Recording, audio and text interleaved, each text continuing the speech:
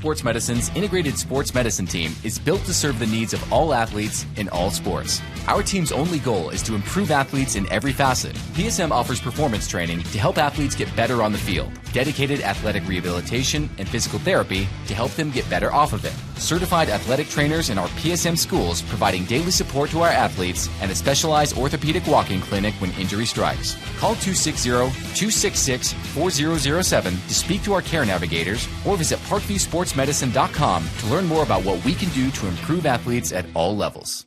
The Acme Bar and Grill, where neighbors meet. A Fort Wayne tradition since 1941. We feature nightly dinner specials along with our iconic pizza, wings, and pork tenderloins, and barbecue in our family-friendly atmosphere with a retro flair. Additionally, we offer a full bar with 26 beers on tap from various Midwest breweries. We also have an area perfect for private events such as meetings, reunions, and banquets that holds up to 50 people. The Acme Bar and Grill, located in the heart of East State Village, where neighbors...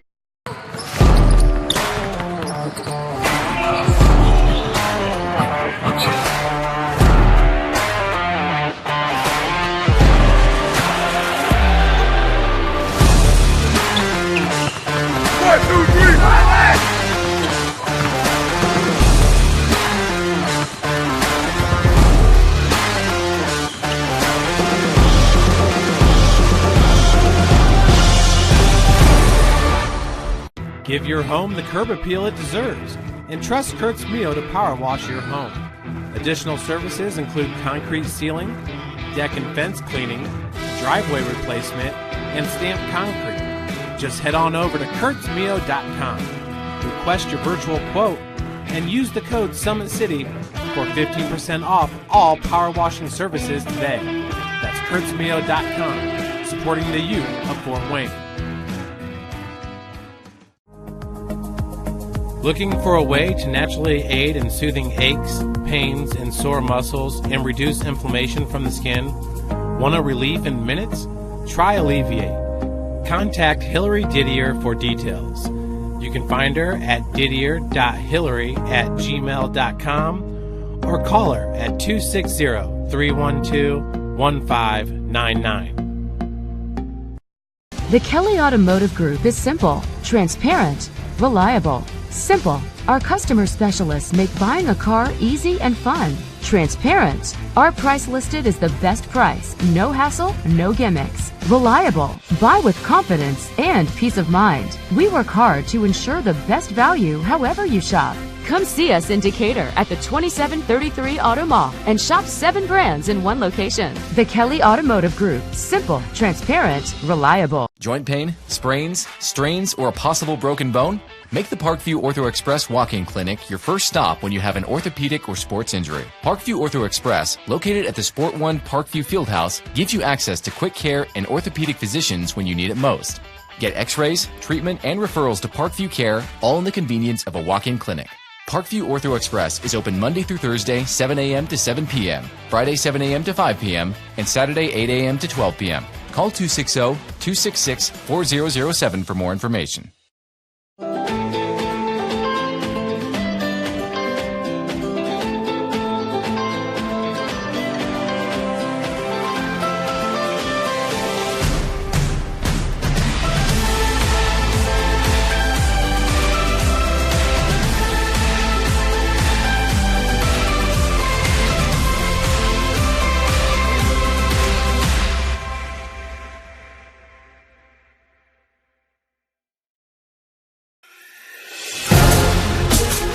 Developing athletes to be foundationally strong. Healthy and consistent training. Expert staff. Long-term athletic development. Parkview Sports Medicine Performance. Any athlete, any age, any skill level. I was once a Southside kid who was led on a journey by high school football. A journey that taught me discipline, toughness, and the skills that made me a success. As a businessman with a CPA license who owns his own firm, I still use the building blocks of high school sports in my everyday life. Someday sports will end no matter what level you reach, but you will be left with the skills to compete in the next game. the game of life.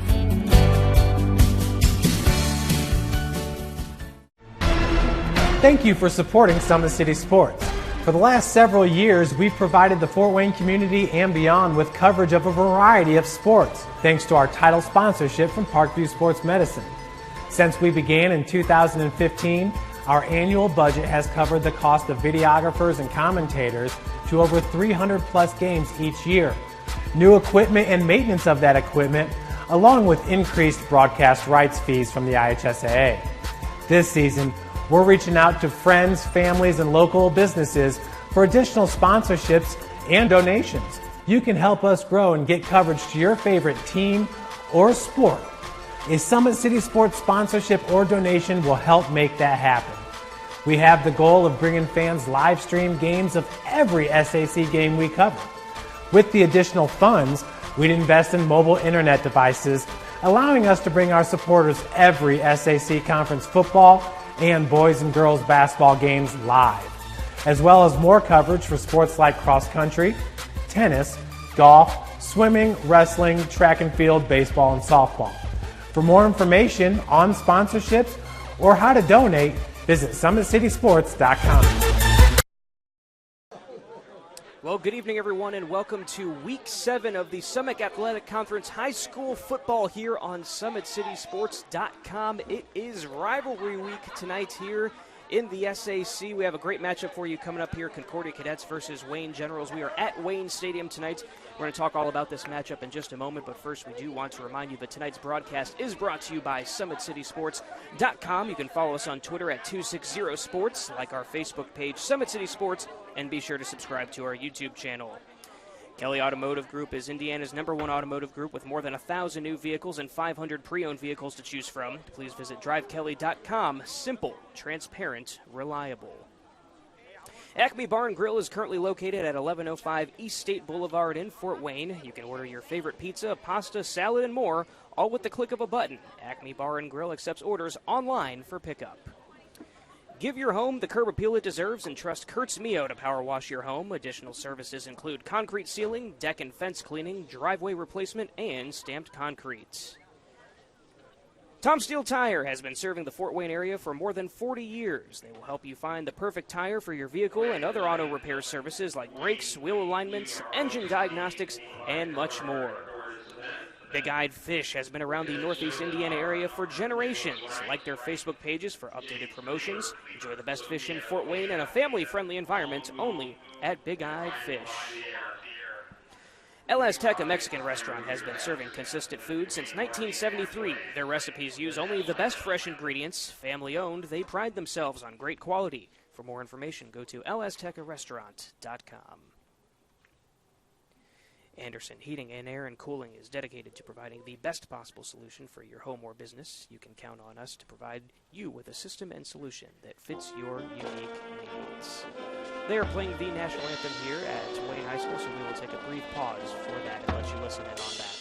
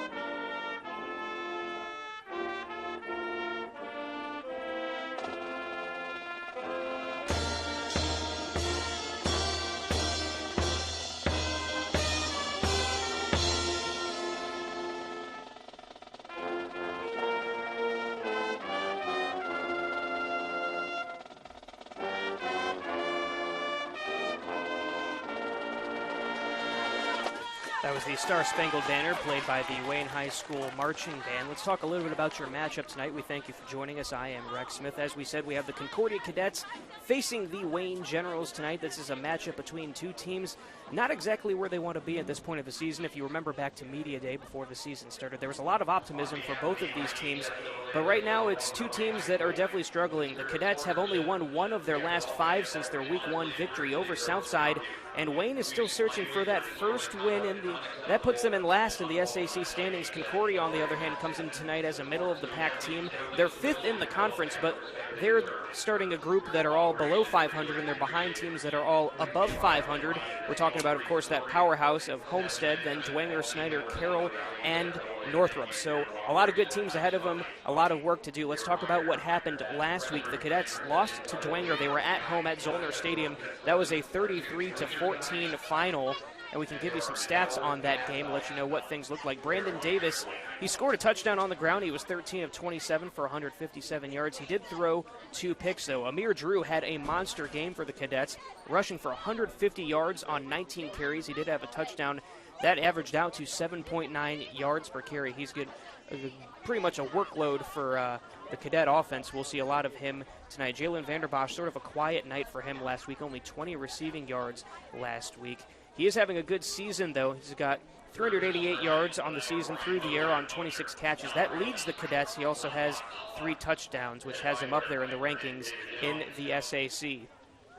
Coach Tim Manigal said they didn't like the result last week, but he said they were more pleased with the overall play of his team. He did say that they want to be their overall best whenever they can, and he felt like they were closer to that against Dwenger. So we'll see what they bring out tonight on the field for the Cadets. On the Wayne side of things, they're coming off a loss against Snyder. They were at Snyder. That was a 44-12 loss. Coach Derek Moore said he feels like they're improving and are getting healthier, but he said they just felt like they ran out of gas last week and that they have to get in better shape because they have guys, of course, playing on both sides of the ball, as do both teams tonight. Looking at some Wayne stats from last week, Keyshawn Fields had a big night. He ran for 46 yards on 17 carries. Aiden Meek was pretty good. He was effective as well. 10 of 20 for 157 through the air. 2 touchdowns total, so a good game for him. Big receiver last week was Cameron Tolles. He had 4 receptions for 56 yards, also had a touchdown in that game. The big passing play for Meek was a 53-yard tutty to Ronald Elliott that went all the way to the house. So they have the weapons to do things. They just got to find a way to do it, and that is both teams for sure. We'll talk a lot more about the matchup, but first we do want to take a break as we get closer and closer to game time. The Cadets are running out onto the field right now. They will be in their away white jerseys tonight.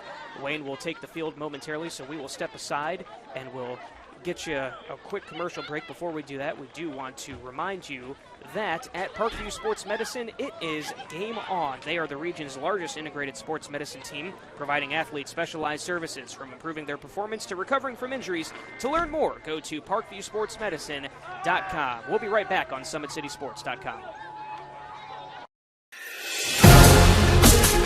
Developing athletes to be foundationally strong.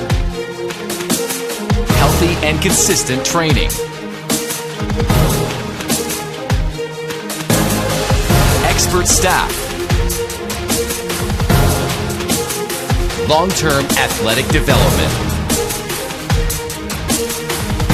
Parkview Sports Medicine Performance. Any athlete, any age, any skill level. I was once a Southside kid who was led on a journey by high school football. A journey that taught me discipline, toughness, and the skills that made me a success. As a businessman with a CPA license who owns his own firm, I still use the building blocks of high school sports in my everyday life. Someday sports will end no matter what level you reach, but you will be left with the skills to compete in the next game, the game of life. Welcome back. The home crowd here getting pumped up as the Wayne Generals just took the football field. One of the players we mentioned on the Generals is Keyshawn Fields, their running back. If they want to have success tonight, they're definitely going to have to get him going. Tim Manigal, the Cadets coach, said Fields is a really good running back, and he is a weapon for them, so we'll see how they try and utilize him tonight against that Concordia defense. On the other side of things, Derek Moore said that pretty simply they have to control the wide receivers of Concordia. They don't have a lot of seniors on this roster, but they do have a trio of seniors and that wide receiving core, of course, led by Jalen Vanderbosch. The other two being, of course, Jaden Parnan and Jaron Kendick. You'll hear those names a lot tonight. Both teams have players on both sides that do a lot offensively and defensively.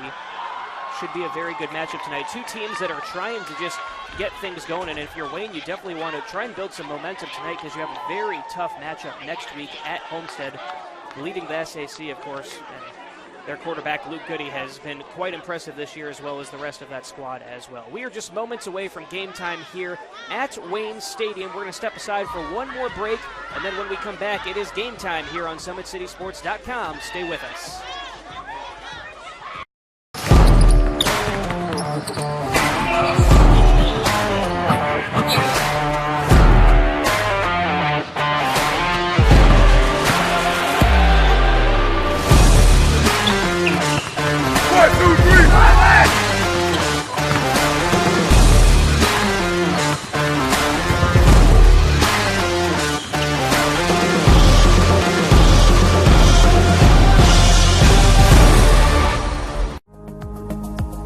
Looking for a way to naturally aid in soothing aches, pains, and sore muscles and reduce inflammation from the skin?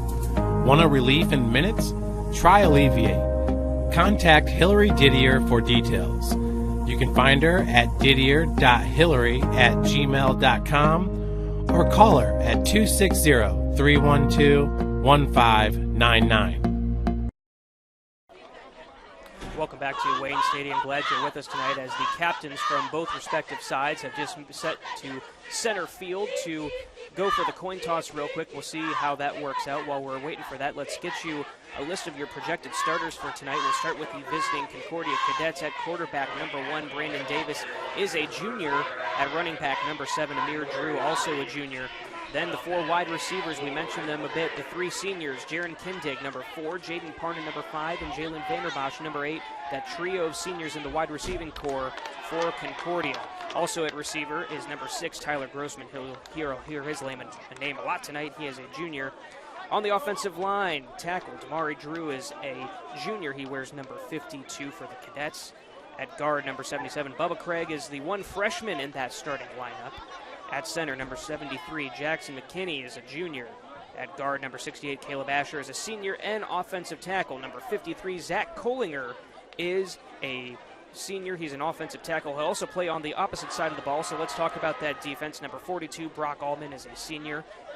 Number 66, Al Narwhal Settle is a junior. Number 60, Isaiah Rusher is a defensive end. Linebackers, Cooper Harris, Matt Goglin, and 53, Zach Kohlinger. We just mentioned him. In the secondary, Cam Vanderbosch just had his first interception last week. Cam Johnson as well at cornerback. At safety, the senior Nick King-Causey, who did not come out for football last year. Also, Dontrell Johnson and then Jalen Vanderbosch playing both sides of the ball. We'll get you Wayne's starters in just a moment, but we are getting ready for kickoff here at Wayne Stadium. It is Concordia to receive, so Wayne will get the ball to start the second half.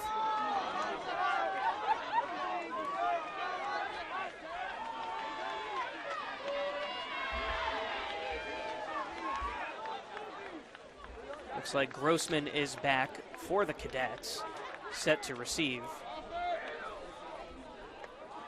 As well as number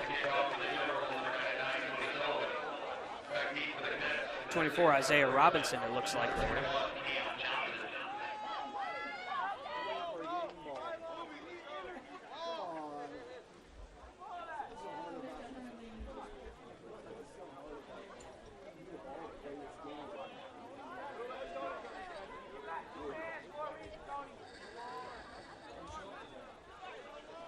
Looks like number 69, Jerion Boone, is set to kick off. For Wayne, we have a little bit of a discussion here with the referee. We had to get a switch of the football as well, so just a bit of a delay there.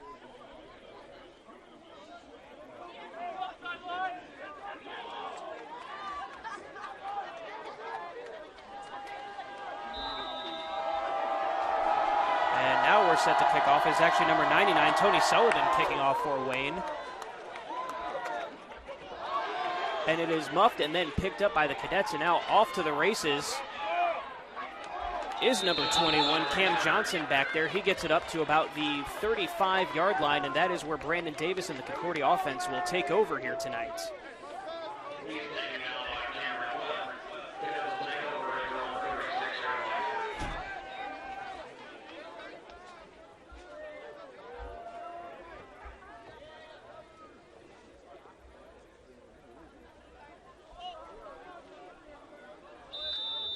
So Concordia getting the ball officially there at the 36-yard line. Davis in the shotgun, Amir Drew behind him.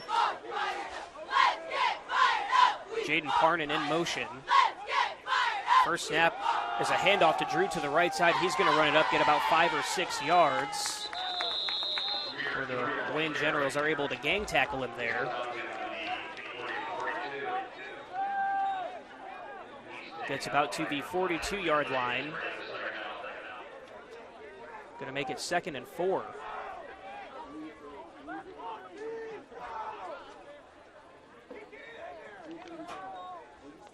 Going to see a lot of spread offense from the Cadets tonight. They always have receivers split out to both sides, 2 on both sides for Davis right now. Drew back in I formation there again. Another handoff to Drew. This time he's going to run over left tackle. Breaks a couple before he gets out past the 50-yard line, but that's going to move the sticks, and that is a first down for the Cadets. They're going to get the ball right at about midfield.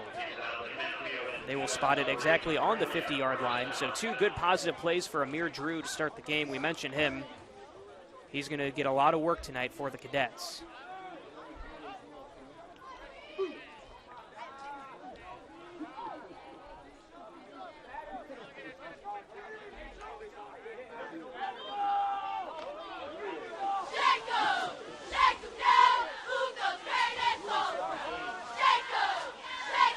First and 10 for the Cadets. Parnan in motion once again. Another handoff to Drew, this time to the right side, and he has more room to run. He's going to get close to the first down, but it looks like he'll get a gain of about 8 or 9, and will make it 2nd and short.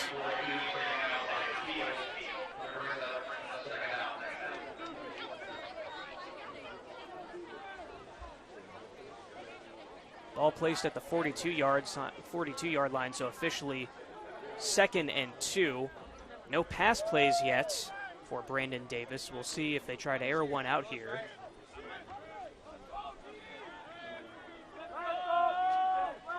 Got Kindig and Parnan to the left. Actually, trips to the left.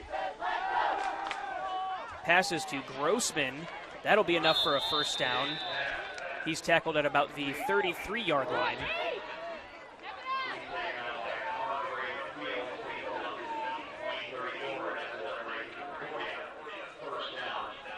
Concordia moving the ball here so far on offense. Not much resistance from the Wayne defense.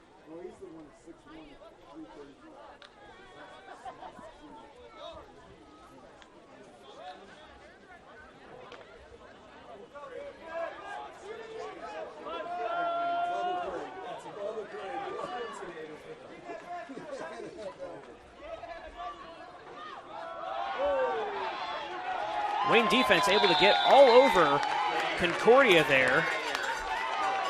It was a keeper by Davis, tried to run to the left, and Concordia wasn't having. He's tackled for a loss there.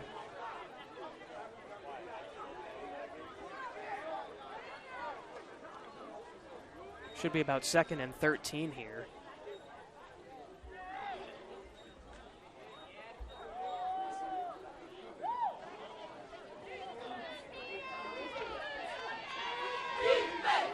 So the first negative play for the Cadets. We'll see what they come out here with this play for head coach Tim Manigal.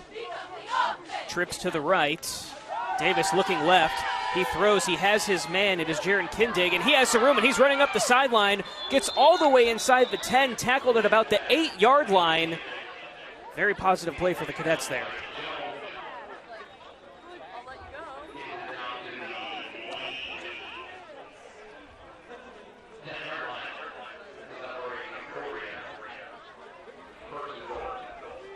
So it's 1st and goal for Concordia now. First trip to the red zone here tonight, just minutes into this first quarter at 8:28 to go to be exact.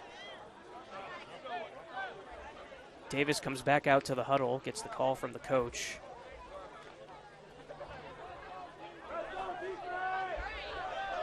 Vanderbosch to the far right at the top of your screen. We'll see if they go Drew here, and they do, but it looks like we might get a false start on the Cadets. And that is the call from the ref, so that'll move the Cadets back 5 yards.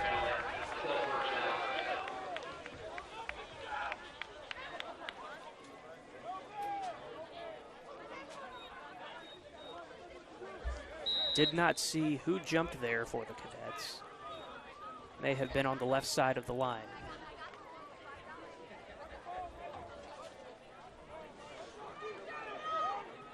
So 1st and 13 now, but it's still 1st and goal. Davis in the shotgun, takes the snap, keeps it himself, runs the option, hands it off to Drew. And Drew has some room, and he might go all the way, and he does. Touchdown, Amir Drew. So right away, just minutes into the game, Concordia gets on the board.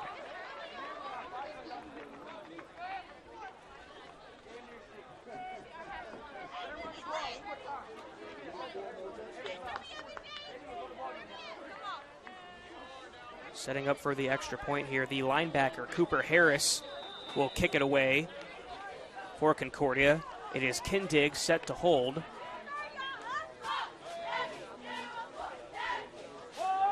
Kick is up, and kick is good for Harris.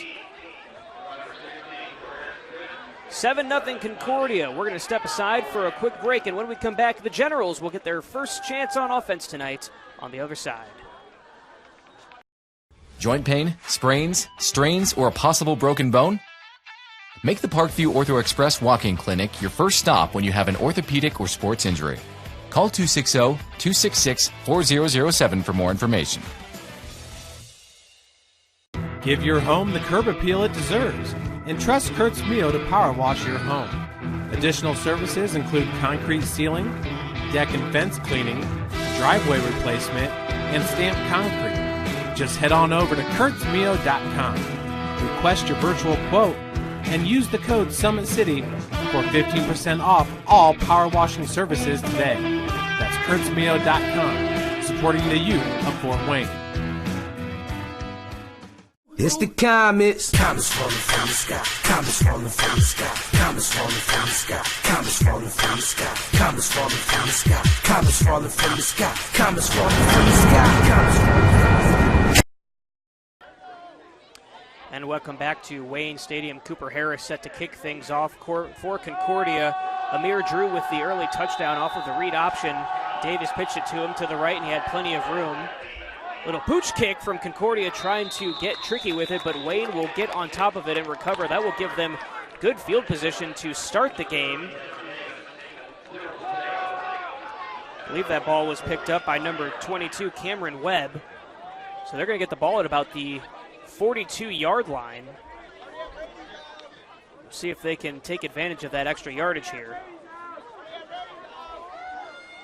Number 18, Aiden Meeks, will be under center for Wayne. Of course, we mentioned in the pregame, Keyshawn Fields, number 9, the running back, a name to look out for tonight. Meeks in shotgun. Fields right behind him, takes the first snap, hands it off to Fields. He runs to the right. He's got some room, gets to the outside before he is finally met and taken down by number 23, Braden Payne.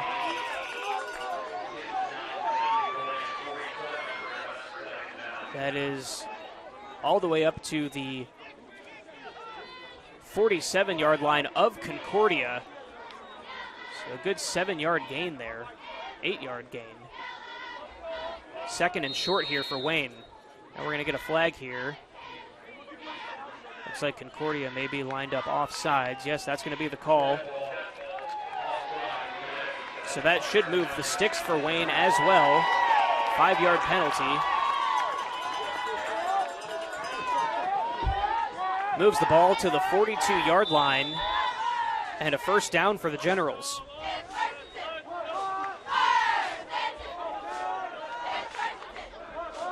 Meeks takes the snap, gives it to Fields, this time to the left. He's got some room once again. Breaks a tackle before he's taken down at about the 38-yard line.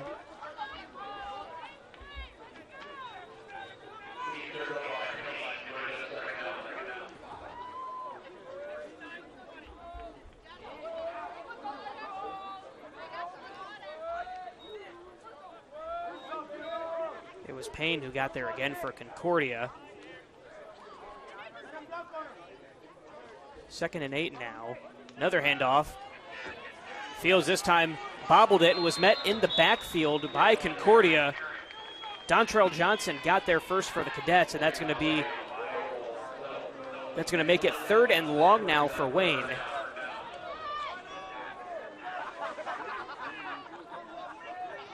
As Ronald Elliott comes back out onto the field for the Generals, as does Nate Moore. 6:35 to go now in this first quarter. So far, Meeks has not thrown it. Takes the snap, looks to throw this time.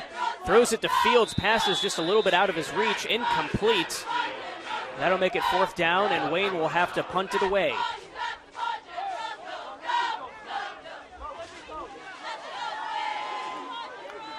Not the start so far that you want for Wayne. A good start for Concordia on the other side. A heavy dosage of Amir Drew. A couple of solid passes by Brandon Davis as well. They're going to get the ball back here. Right now they don't have anyone lined up deep.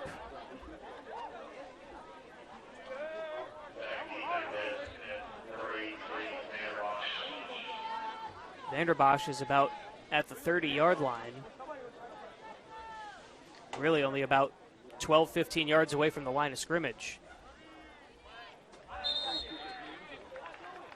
Now we'll have a flag. We might have a formation thing here. Actually be a delay of game on Wayne.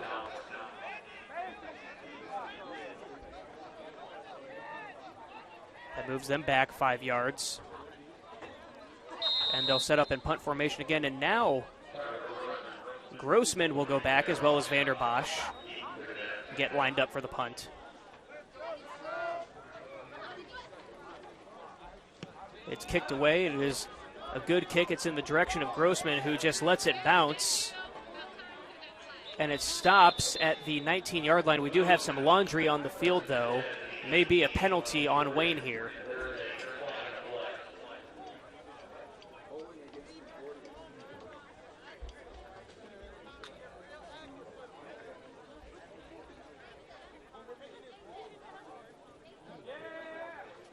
Looks like this is actually going to move Concordia back.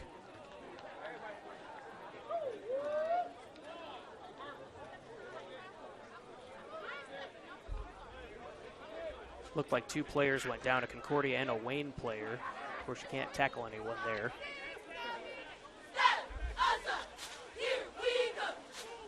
So that did it. Moved Concordia back 10 yards from the spot.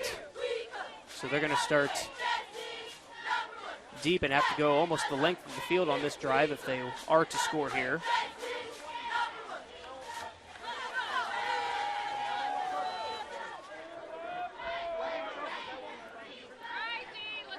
Keyshawn Fields, playing both sides of the ball, was just getting checked out real quick.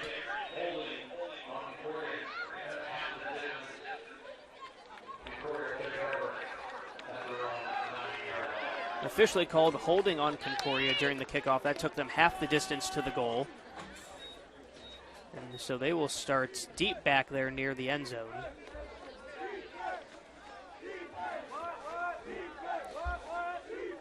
Officially at the 9-yard line to start this drive. 6:19 to go in the first quarter. 1st and 10. Davis in shotgun. Takes the snap, hands it to Drew. He tries to run up the left side. Gets a couple of yards there, but nothing too big. That will make it about 2nd and 7 here.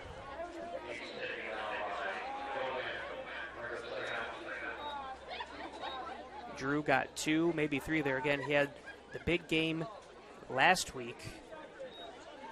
Ran for 157 yards, 150 yards. That put him at exactly 600 for the season coming into tonight. Has 7 touchdowns on the year, make it 8 with that first one here early in the game. Davis keeps it himself, runs to the right. Now he throws, has a man. It's Grossman. Do they call it a catch? They do call it a catch. That's going to make a 1st down for Concordia.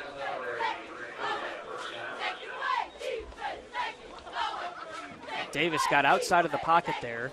He does have the ability to do that. That was one of the things that helped him win this quarterback battle during the offseason. On top of the experience he had from playing a lot last season. behind Jake Bird, who had a very strong arm.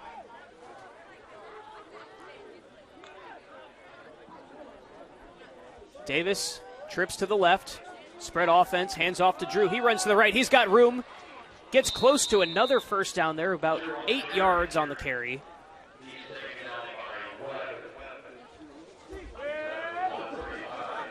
Tackle made by Webb for Wayne.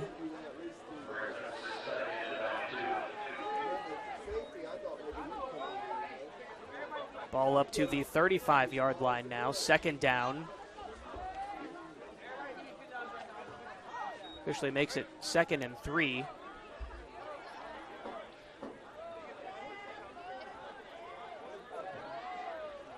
Trips to the left once again. Vanderbosch all by himself on the right side. Davis looking left, throws deep, has a man, can't catch it. Looked like pass interference. Don't see any flags though.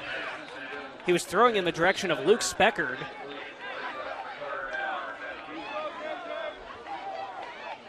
Both players possibly just getting tripped up there. No flag, so that's going to make it 3rd and short here for Concordia.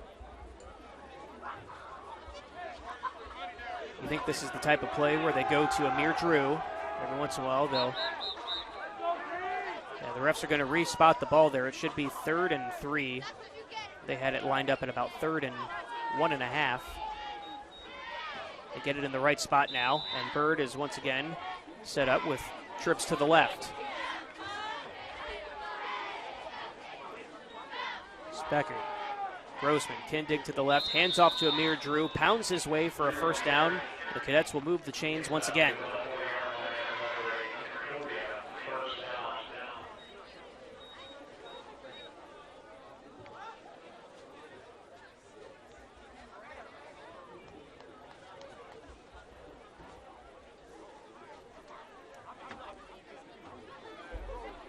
On the defensive side of things, for Wayne, Arthur Moon and Cameron Webb both had 6 tackles apiece last week in that loss against Snyder. Heard Cameron Webb's name a couple times already tonight as Davis throws to the left, has his man wide open. It is Kindig. He has room to run, gets the first down and a bit more, moves into Wayne territory, and is officially downed at about the 47-yard line. Officially placed at the 46-yard line. First down, Cadets.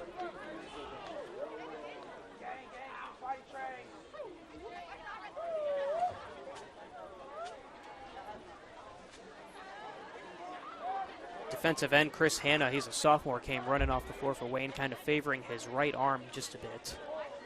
See if he gets checked out on the sideline or not. Seems to be okay now. No one looking at him. And now the trainers are talking to him just a bit. Here comes Concordia, first down. Davis looking to throw, has pressure, and just throws it, and it is caught by Vanderbosch. Close to a first down there. Cameron Webb was coming in hot, trying to get to Davis. Davis rolled to the right and got it out. First catch of the night for Vanderbosch.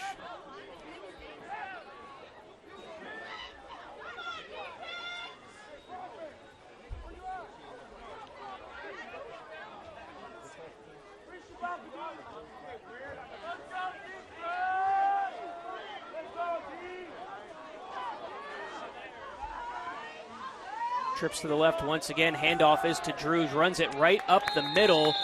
Can't get the first down there. Going to make it 3rd and short. Should be about 3rd and 2, it looks like.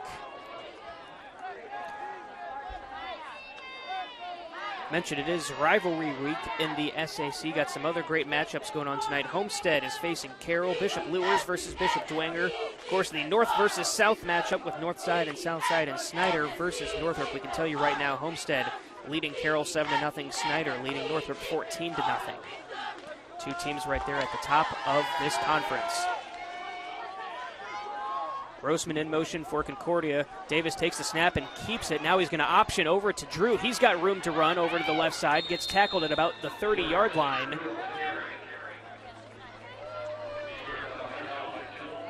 Jacob Burton was there as well as Jones for Wayne. That's another first down for Concordia.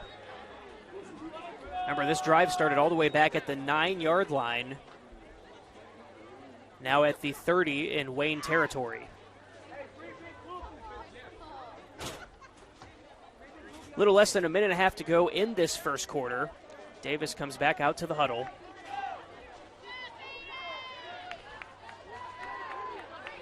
This time trips to the right with Speckert, Grossman, and Vanderbosch. Kindig's all by himself on the top of your screen. Drew takes the snap, rolls right, has pressure, able to just throw it away. Dangerous play. Desmond Davis was there for Wayne. Definitely a dangerous pass. Almost did not make it out of bounds. That could have been an interception for Davis.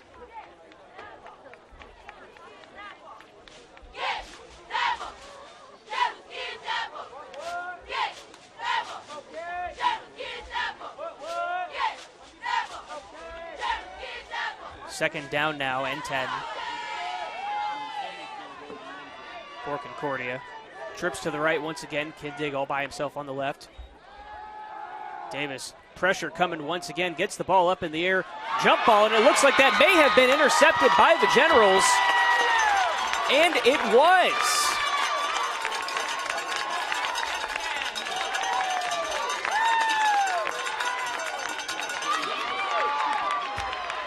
Looks like that was number 11, Ebon Pearson, with the interception for Wayne.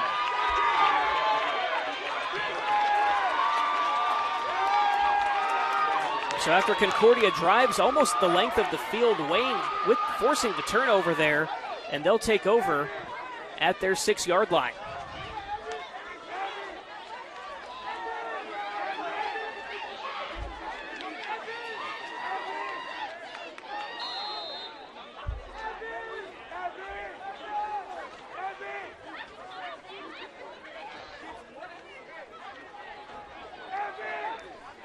Aiden Meek and the Wayne offense back out there now. Meek, 2 total touchdowns last week. He was 10 of 20 for 157 yards.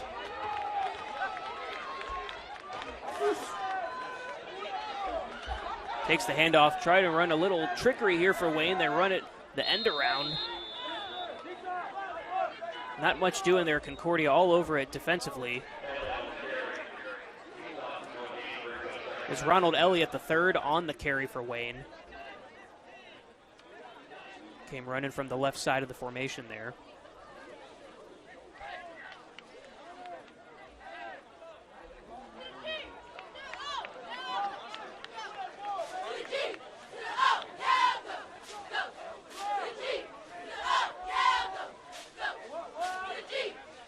High snap, handoff, and a good spin move by Fields.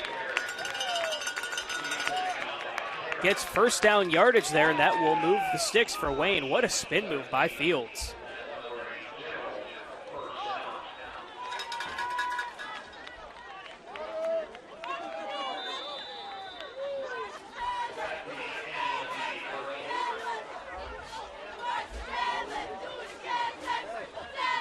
And that actually ends the first quarter right there. So we will step aside for a break here on SummitCitySports.com. When we come back, we'll bring you the second quarter. Stay with us.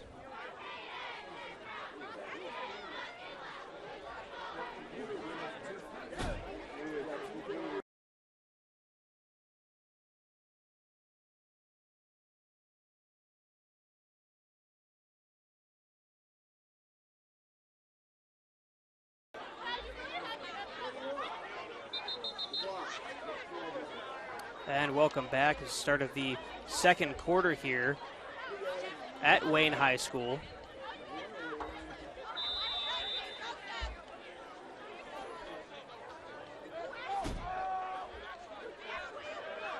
So we flip sides of the field.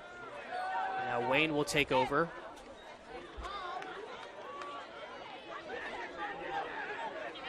Meek keeps it. And we'll actually have a flag come in. Might be a late hit there, possibly roughing the passer. We'll see what the call is.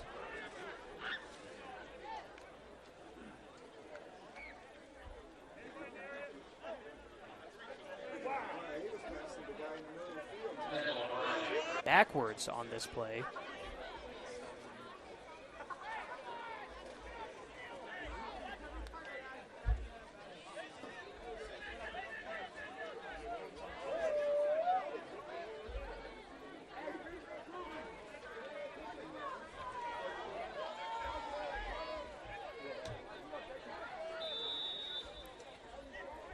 Just seconds into this second quarter here. Meek takes the snap once again, a bit of a high snap. Hands it off and it's ran to the left.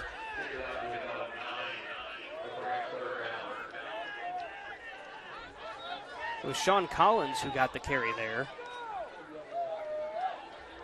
Sophomore running back. Stands 5'8", 166.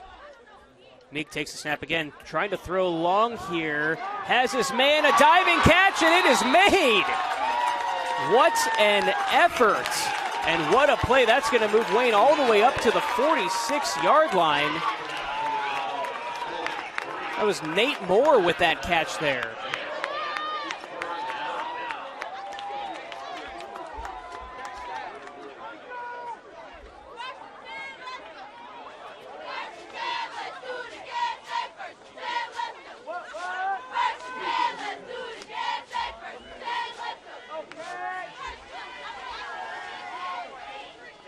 Another long pass, and that is complete once again. This time to Ethan Dumas.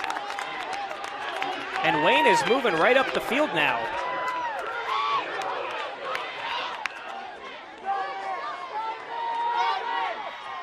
Wayne going a tempo here now. Meek set to take the snap once again. Throwing again. Pass is complete. It's Nate Moore once again. Gets close to a first down. And we'll see where they spot him. That is another first down for Wayne. So all of a sudden they've found something here on this drive, and they are moving down the field, and they've found it, moving the ball through the air.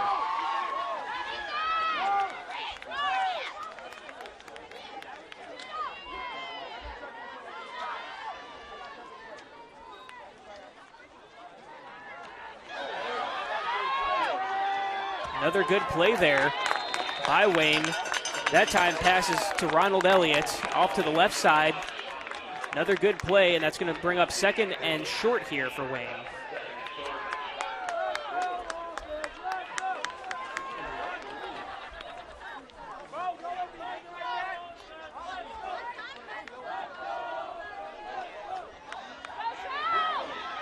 Another play, positive here by Wayne. That should be enough for a first down, and it is.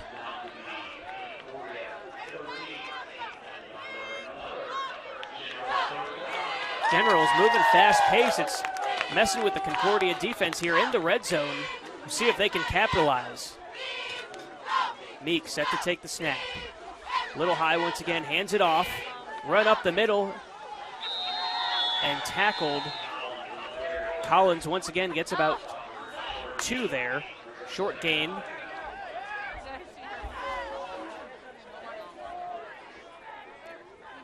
And now Wayne will slow it down for a moment to get the call. Down. Cameron Tolles gets in the end zone. Meek finds him for Wayne. And we are an extra point away from this thing being all tied up in the second quarter.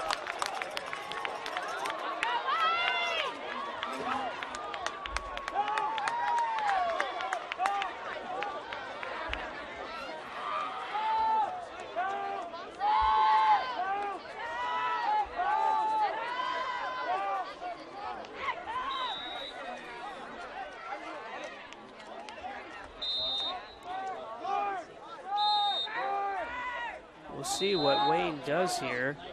Looks like they might keep the offense out there, and they do. So going for the 2-point conversion here. Seems like they found something through the air this time.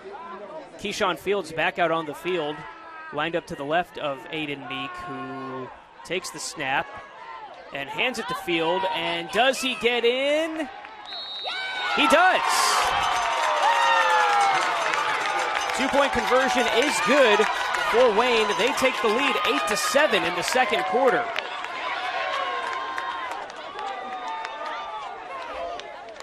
We will step aside for a short break, and we will be right back right after this.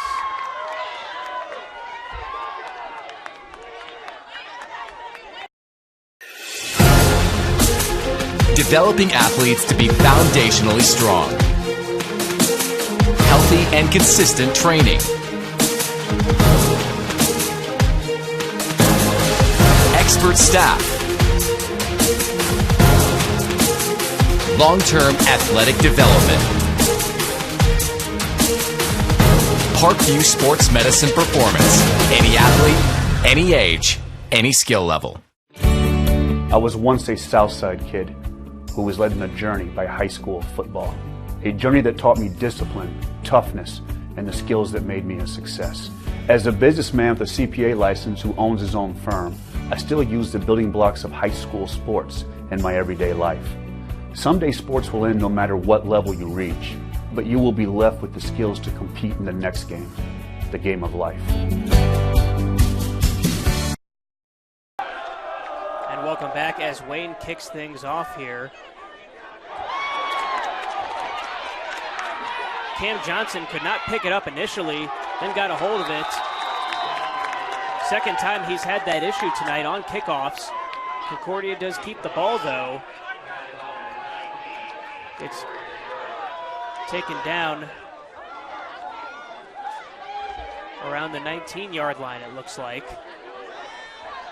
And Concordia will take over on offense. Once again, on the last drive, even Pearson had that interception after Concordia drove basically the length of the field, started at their own 9-yard line. They'll try and clean up their mistakes here.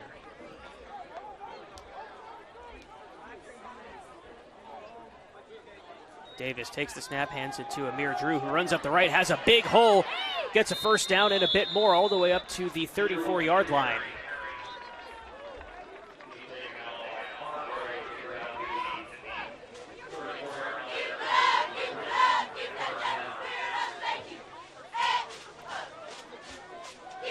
That first quarter was definitely a struggle for the Generals, but they found something on that last offensive drive through the air. Of course, ending with the great touchdown pass from Aiden Meeks.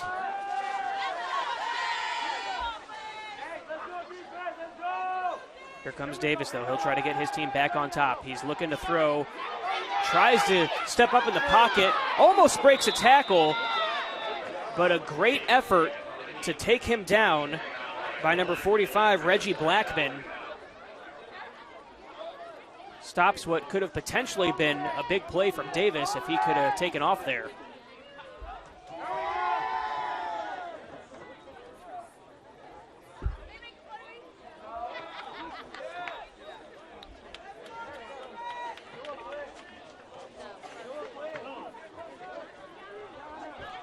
Here comes Concordia once again.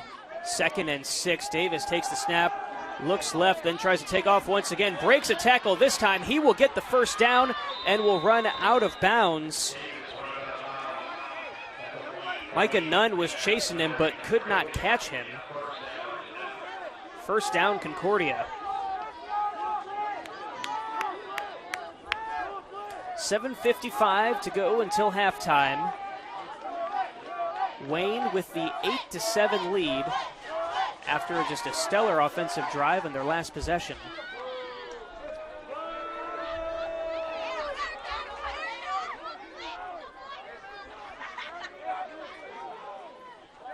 Trips to the right for Davis. Has Drew, hands him the ball, runs right, tries to break a tackle up the middle, and a great effort. And it looks like Michael Govan is the one who made the tackle for Wayne. Wrapped him up and just threw him down.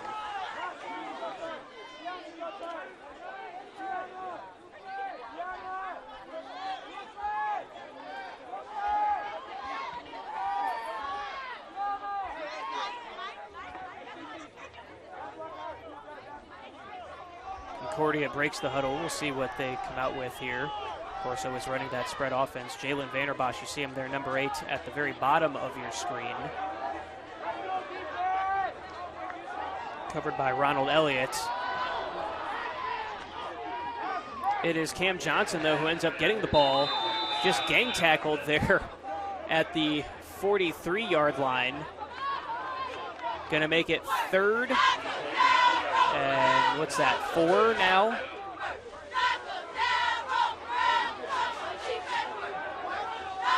Third and 5 officially. This could be a big stop for Wayne. If they can get it, although we have seen Concordia in these types of situations treat this as 4-down territory. Davis, empty backfield this time. Johnson in motion, gets the handoff there. Great pressure from Wayne. He breaks a tackle and then is taken down. Again, tackle made by number 45, Reggie Blackman. 2 tackles here this series. And that's going to make it 4th and kind of long here. Of course, Concordia will keep the offense out on the field, at least for now. Davis gets the call from head coach Tim Manigal.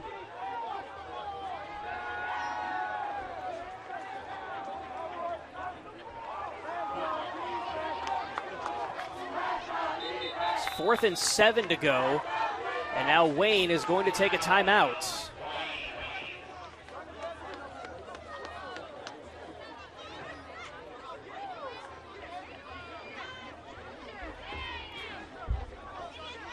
See what kind of play Concordia runs here on 4th down.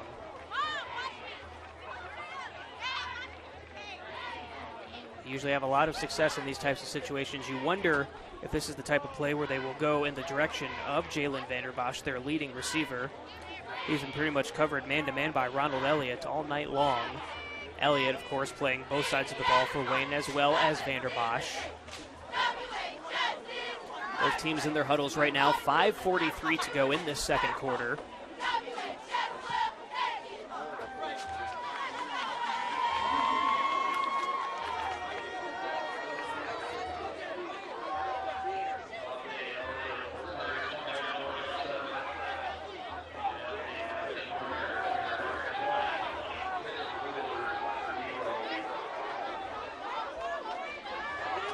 Couple of score updates for you. Lures is playing Dwenger tonight. Dwenger leads that 20-0. Also, Snyder now up 21-7 over Northrop. Last I heard on Homestead versus Carroll was Homestead 7-6.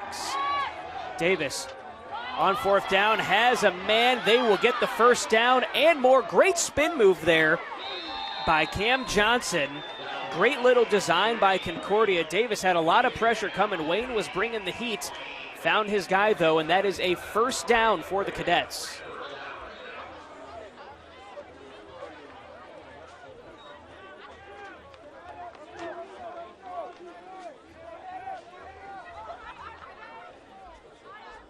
Here comes Concordia now at the 28-yard line, of course, in Wayne territory. Got a loud press box up here. Got a lot of friends up here with us. Davis takes it, option, keeps it himself, and a good tackle. Another tackle by Blackman, having a good series for Wayne.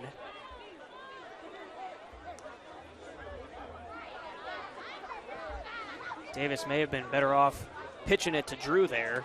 Kept it himself, though.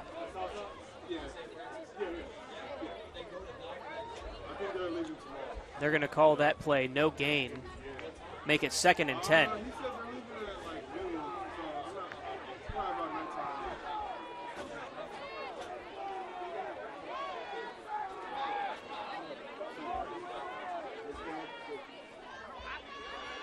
Here comes Davis once again. Has some time to operate. Throw in deep in the direction of Vanderbosch. Off of his hands. No good. Had double coverage there. Elliott was there, as well as Jashawn Hargrave. And that will make it 3rd and 10 now for Concordia.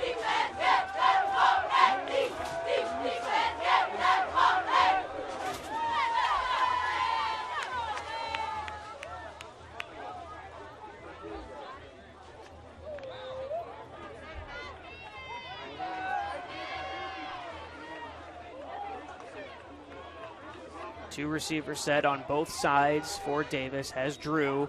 Takes the snap. Good block from Drew. Long throw in the direction of Grossman. And was it caught? They say no, it was not. Broken up by Wayne. And that will make it 4th and 10 from Concordia. You got to think they already went for it once on this drive. They don't look like they're bringing out the kicking unit. They'll go for it once again. So 4th and 10 here. Ball's placed at the 28-yard line. 4:14 to go till halftime. Could be a big stop for Wayne here if they could get it.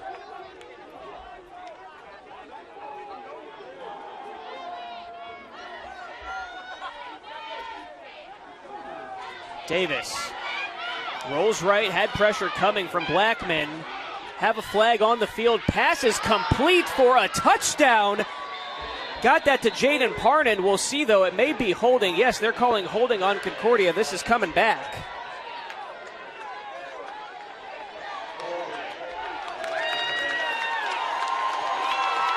So a touchdown wiped off the board. And that will make it 4th and even longer here for Concordia.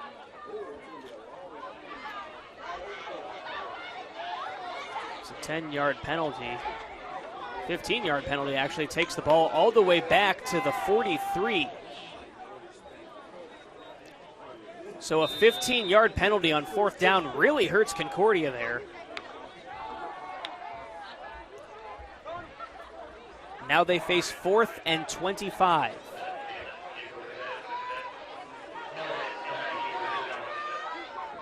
They will kick it off here. Elliott, Mr. Do-It-All for Wayne, is back. Vanderbosch kicks it away. Kind of a winding kick to the right. Elliott picks it up, though, inside the 10-yard line, and a great tackle by Cam Johnson. Tackled at the 13-yard line. Wayne will take over with 3:54 to go in the first half.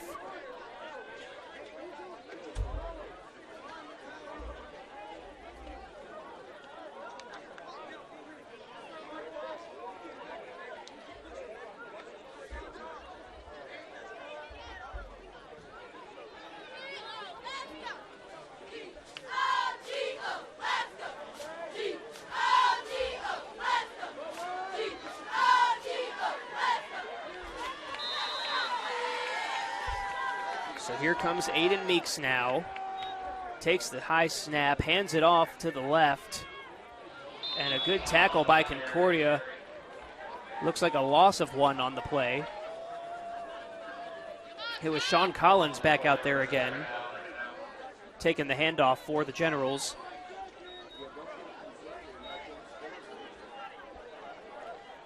We'll see what Wayne does here. They found some success through the air on their last drive, resulting in a touchdown.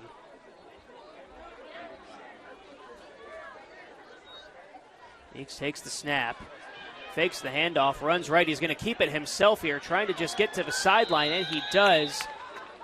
May have gotten back just to the original line of scrimmage.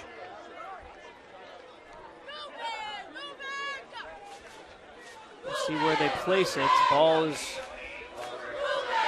right at the 14-yard line. So now 3rd and long, but a little bit more manageable for Wayne.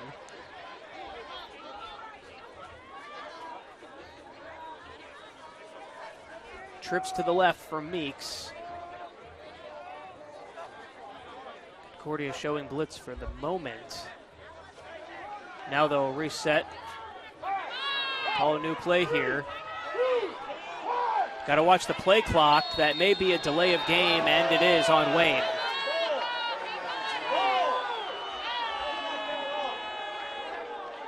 Play clock was down to 1. Makes couldn't see it.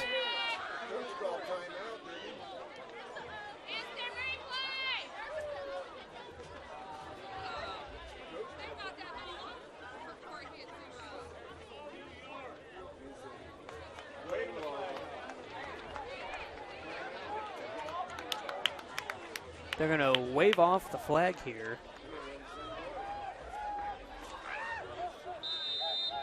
They'll say that Derek Moore actually was able to call a timeout there.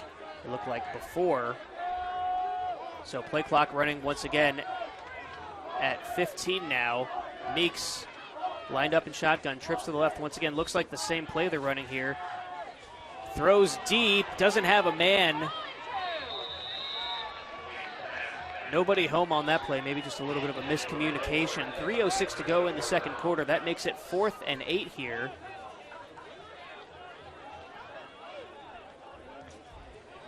And the punting team is coming out for Wayne. Antoine Schneider kicking things away. A little fun story about him. Last week was his first time punting in a varsity game. He was pretty busy, kicked a total of 111 yards. His long was 36. And he's lined up right now to punt it away once again for Wayne. Grossman and Vanderbosch back at the 45-yard line for Concordia. Punt is up, and it is a short one. Will take a little bit of a Wayne bounce, though, and they'll field it right at about midfield. So a little more than 3 minutes to go. Concordia will take over once again at midfield.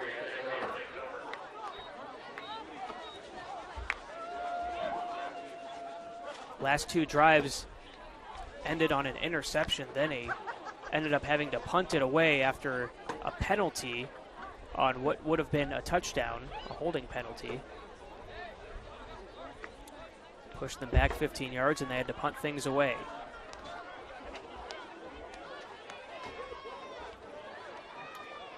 So we'll see what Brandon Davis and this offense can do. He has Amir Drew lined up behind him here. Trips to the left this time. It is Speckert all by himself at the bottom of your screen. Davis takes the snap. Has time here, throwing deep towards Kindig, and Kindig fell down, and then it was just knocked away. Pass looked like it was just a bit long out of the reach of Kindig, even if he hadn't fallen down. That'll make it 2nd and 10, Concordia.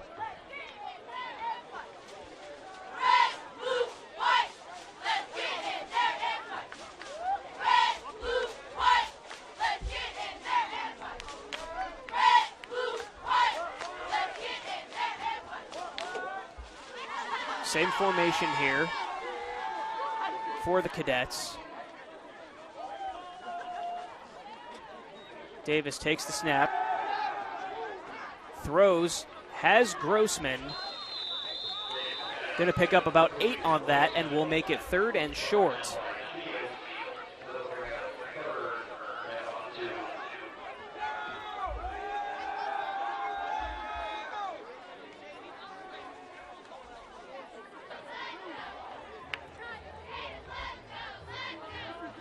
Handoff to Drew this time, runs to the right, tries to break a tackle, does get taken down though. Andrew Kennedy was in there for Wayne. That is enough for a first down for Concordia. Moves the ball to about the 38.5-yard line.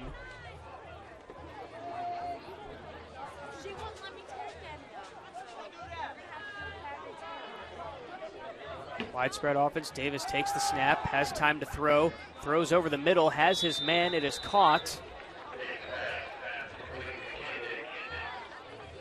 That pass complete to Kindig.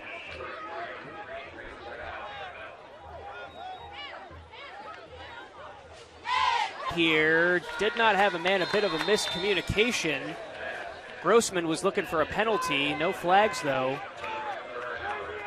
Makes it 3rd and 5.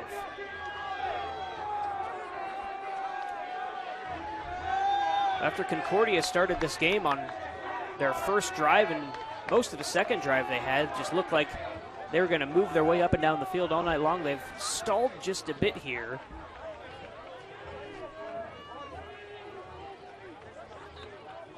Here comes a 3rd down attempt. Davis takes the snap. Has time to throw. Now he's going to run. Throws on the move. Pass was wide of Parnan, though. Going to make it 4th down. Minute 22 to go now in the half. Once again, the Cadets will go for it on 4th down.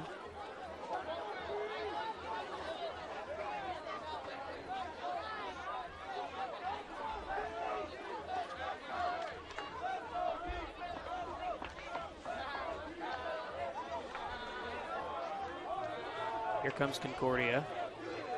Split receivers, 2 on each side. Drew lined up. Davis takes the snap. He is looking left, has plenty of time. Now he's going to scramble to the right, throws long, has a man, and it is through the hands of Tyler Grossman. Was well defended by Kason Jones, but Grossman certainly had a chance there and was not able to haul it in. Now Wayne will take over on downs. So they'll get the ball at the 33-yard line. 1st down Wayne, minute 14 to go in the half.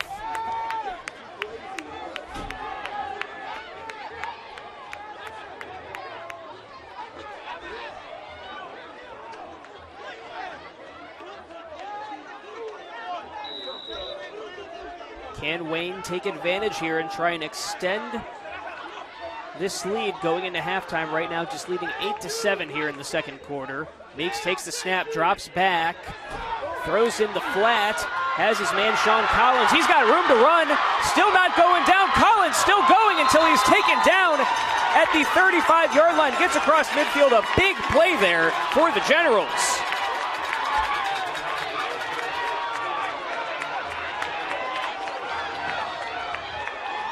What a big play there by Sean Collins, able to break a couple of tackles. Big gain for the Generals. Stop to the clock at 1:03, and now it's moving. Meeks set to take the snap. Trips to the right here. Meeks looks left, throws, caught by Nate Moore, goes down at about the 29-yard line. That'll bring up 2nd and short. Clock still running here, 35 seconds to go. Wayne not moving with too much urgency. 25 seconds, burning a lot of time here. Takes the snap, drops back, throws long, aiming in the direction of Moore, incomplete. Cam Vanderbosch was there in the coverage.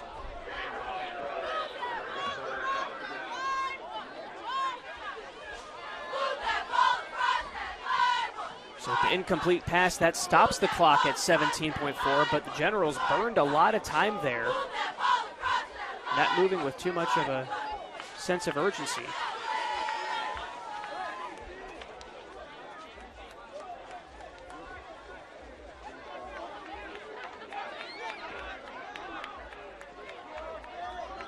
Comes Wayne once again. Meeks takes the snap, rolls right, looking.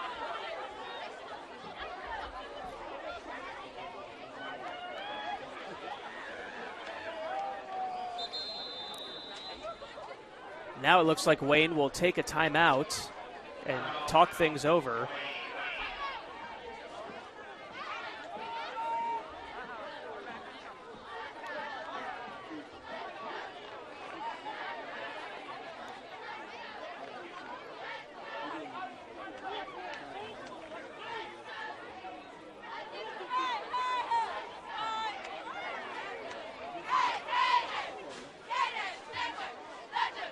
Just show you, if we can, that 2-point conversion earlier.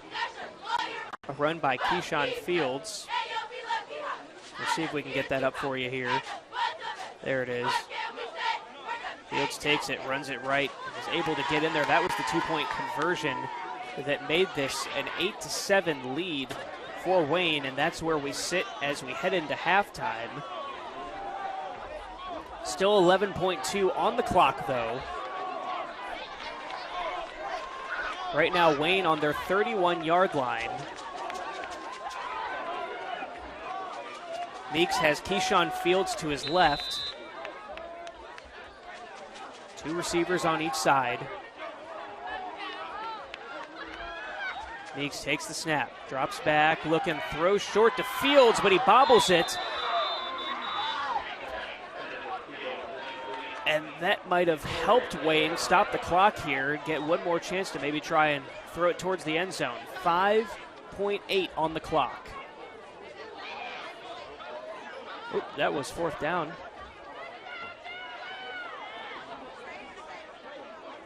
My apologies, that was fourth down, so Wayne not even able to convert there, and now Concordia will take over.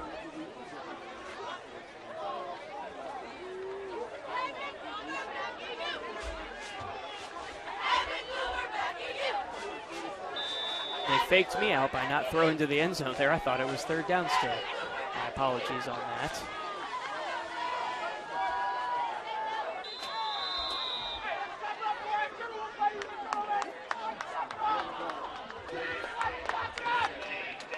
Davis takes the knee there. That runs the clock, and that will bring us to halftime here at Wayne Stadium. So your score going into halftime is the Wayne Generals leading the Concordia Cadets 8-7. We will take a break here on SummitCitySports.com. When we come back, we will recap the first half and bring you some of the highlights as well. Stay with us.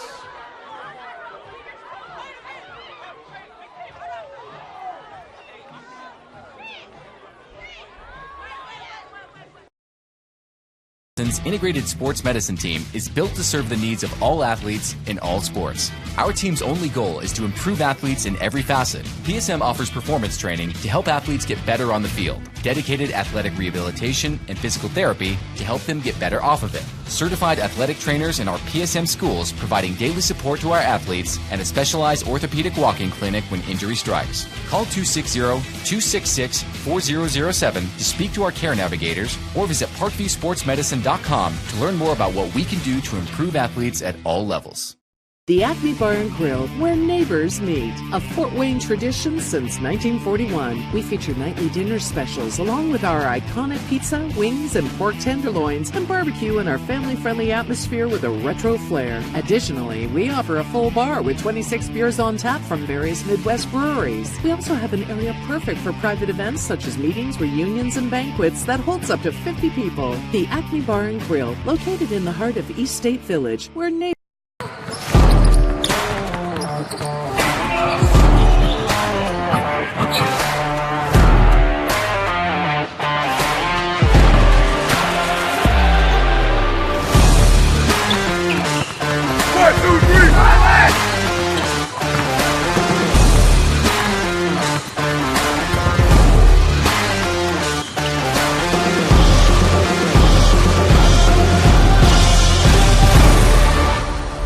Give your home the curb appeal it deserves, and trust Kurt's Mio to power wash your home.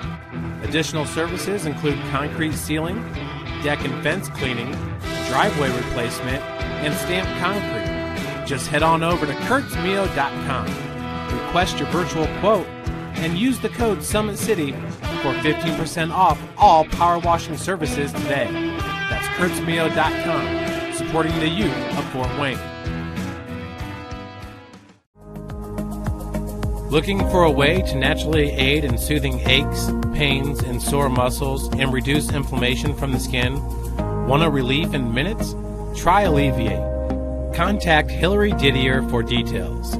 You can find her at didier.hillary@gmail.com or call her at 260-312-1599. The Kelly Automotive Group is simple, transparent, reliable. Simple. Our customer specialists make buying a car easy and fun. Transparent. Our price listed is the best price. No hassle, no gimmicks. Reliable. Buy with confidence and peace of mind. We work hard to ensure the best value however you shop. Come see us in Decatur at the 2733 Auto Mall and shop 7 brands in one location. The Kelly Automotive Group. Simple, transparent, reliable. Joint pain, sprains, strains, or a possible broken bone? Make the Parkview Ortho Express walk-in clinic your first stop when you have an orthopedic or sports injury. Parkview Ortho Express, located at the Sport One Parkview Fieldhouse, gives you access to quick care and orthopedic physicians when you need it most. Get x-rays, treatment, and referrals to Parkview Care, all in the convenience of a walk-in clinic. Parkview Ortho Express is open Monday through Thursday, 7 a.m. to 7 p.m., Friday, 7 a.m. to 5 p.m., and Saturday, 8 a.m. to 12 p.m. Call 260-266-4007 for more information.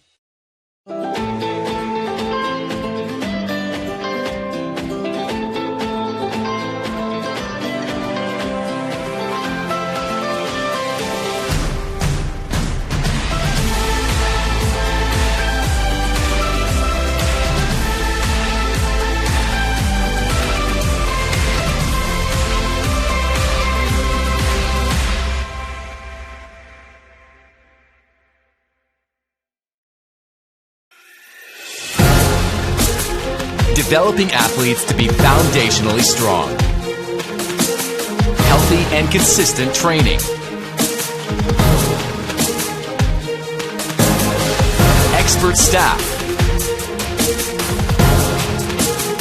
Long-term athletic development. Parkview Sports Medicine Performance. Any athlete, any age, any skill level. I was once a Southside kid who was led on a journey by high school football. A journey that taught me discipline, toughness, and the skills that made me a success. As a businessman with a CPA license who owns his own firm, I still use the building blocks of high school sports in my everyday life. Someday sports will end no matter what level you reach, but you will be left with the skills to compete in the next game, the game of life.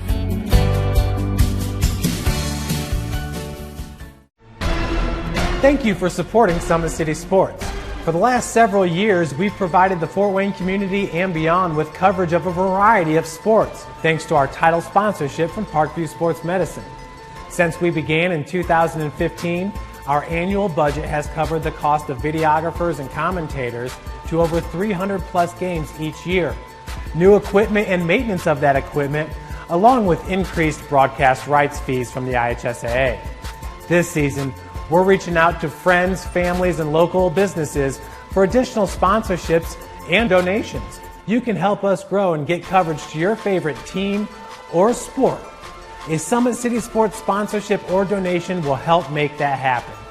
We have the goal of bringing fans live stream games of every SAC game we cover. With the additional funds, we'd invest in mobile internet devices, allowing us to bring our supporters every SAC conference football and boys and girls basketball games live, as well as more coverage for sports like cross country, tennis, golf, swimming, wrestling, track and field, baseball, and softball.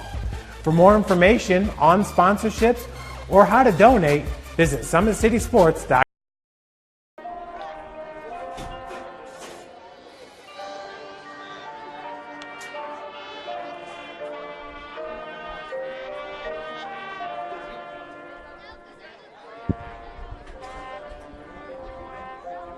And welcome back as it is halftime here at Wayne Stadium. The Wade Generals lead Concordia 8-7. And so far it has been a very good half. It started with an Amir Drew touchdown for Concordia. And then later on, Cameron Tolles caught a touchdown for Wayne, and Keyshawn Fields pushed in the extra two-point conversion to take the lead. And that is where we sit right now. We'll bring you some of those highlights in a moment. First, we want to bring you a few words from our sponsors. And of course, we will start with Parkview Sports Medicine. Parkview Sports Medicine continues to lead the way in Northeast Indiana. Their specialized sports medicine team offers direct access to physical therapy and sports physicians in their new Parkview Ortho Express Clinic, located at the Sport One Parkview Fieldhouse. No referral needed, saving you time and money. Visit ParkviewSportsMedicine.com to learn more. Why don't we go ahead now and take a look at some of those highlights from the first half, and we'll start, of course, with that Amir Drew touchdown. It was a read option for Brandon Davis, pitches it off to Drew on the right side, and he's able to run it all the way in from 12 yards out, and that was the first score of the game. Those first two drives, Concordia really looked like they were going to just take control of this game, but they did fall off just a bit. Now here on the other end, we do want to show you this incredible play. This was a pass from Aiden Meek.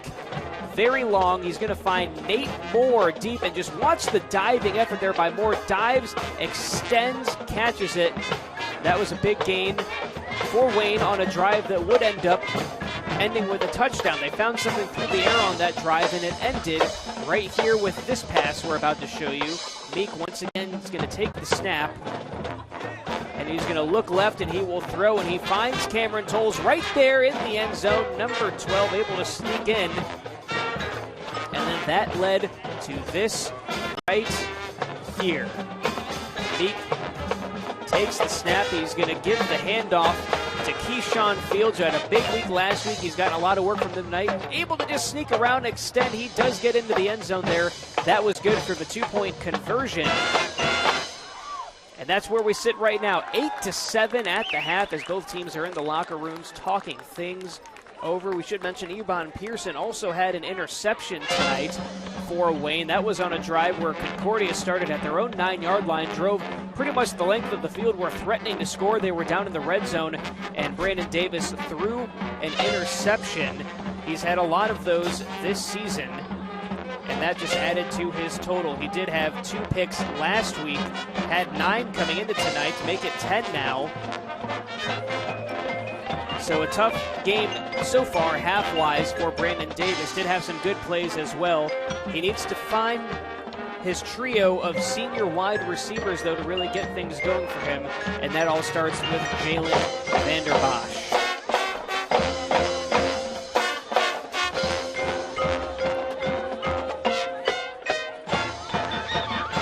Once again, a message here from Parkview Sports Medicine. At Parkview Sports Medicine, it's game on. They serve every level of athlete with their integrated sports medicine team, including the region's only specialized athletic rehab facility. You can learn more about their services by logging on to parkviewsportsmedicine.com. We're going to step aside, take another break here on SummitCitySports.com. We are about 5 minutes from the third quarter, so we'll take a break here, and when we come back, we'll bring you more of the game action right here on SummitCitySports.com. Don't go anywhere. The Acme Bar and Grill, where neighbors meet. A Fort Wayne tradition since 1941. We feature nightly dinner specials along with our iconic pizza, wings, and pork tenderloins, and barbecue in our family-friendly atmosphere with a retro flair. Additionally, we offer a full bar with 26 beers on tap from various Midwest breweries. We also have an area perfect for private events such as meetings, reunions, and banquets that holds up to 50 people. The Acme Bar and Grill, located in the heart of East State Village, where neighbors... Keep your skills on point and take advantage of the Always 100 basketball camps. The Holiday Hoops Developmental Camp is for ages pre-K through 8th grade. You'll work on shooting, dribbling, passing, and defense December 24th through January the 2nd on Tuesday and Thursdays. And the Always 100 Pro Camp 2020 takes you to the next level.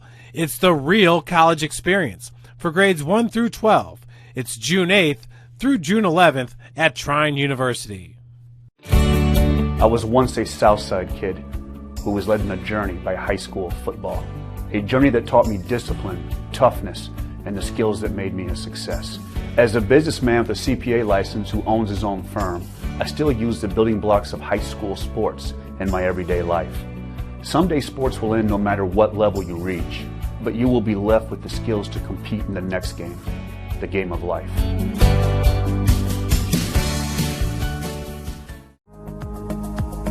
Looking for a way to naturally aid in soothing aches, pains, and sore muscles and reduce inflammation from the skin?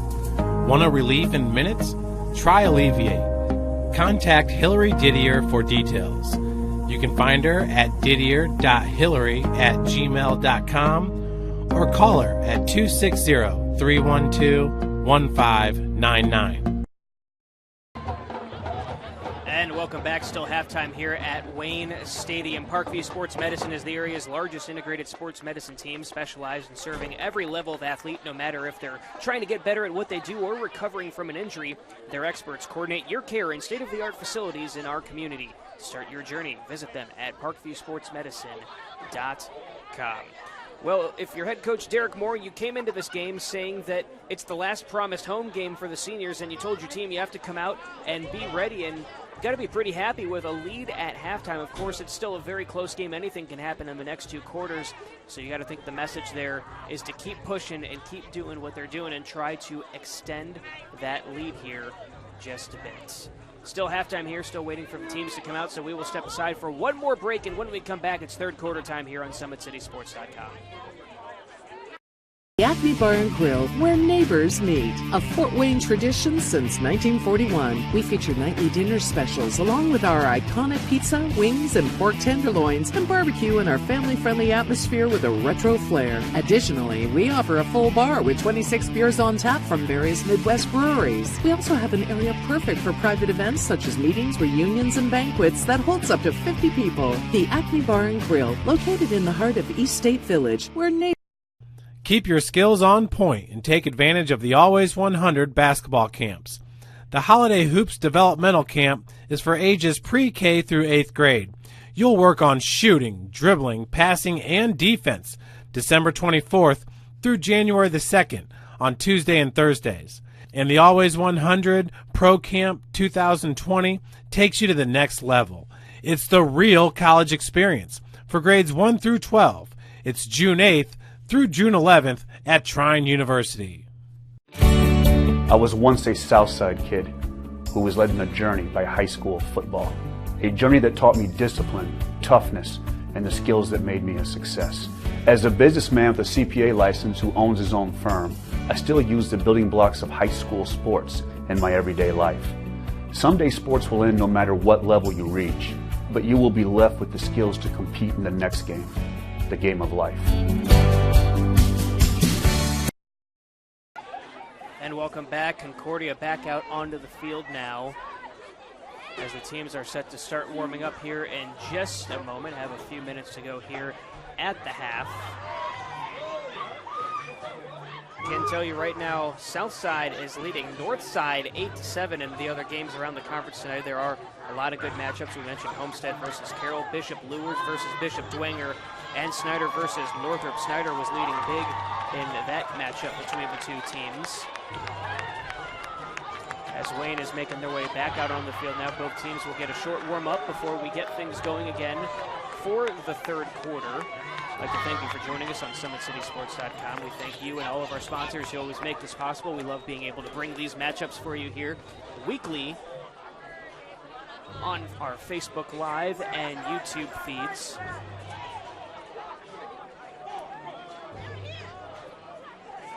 They have put that extra 3 minutes on the clock. They do at the end of half. Now the teams are back out. So we'll take one more break, I promise this time. And when we come back, it's time for the third quarter. Don't go anywhere.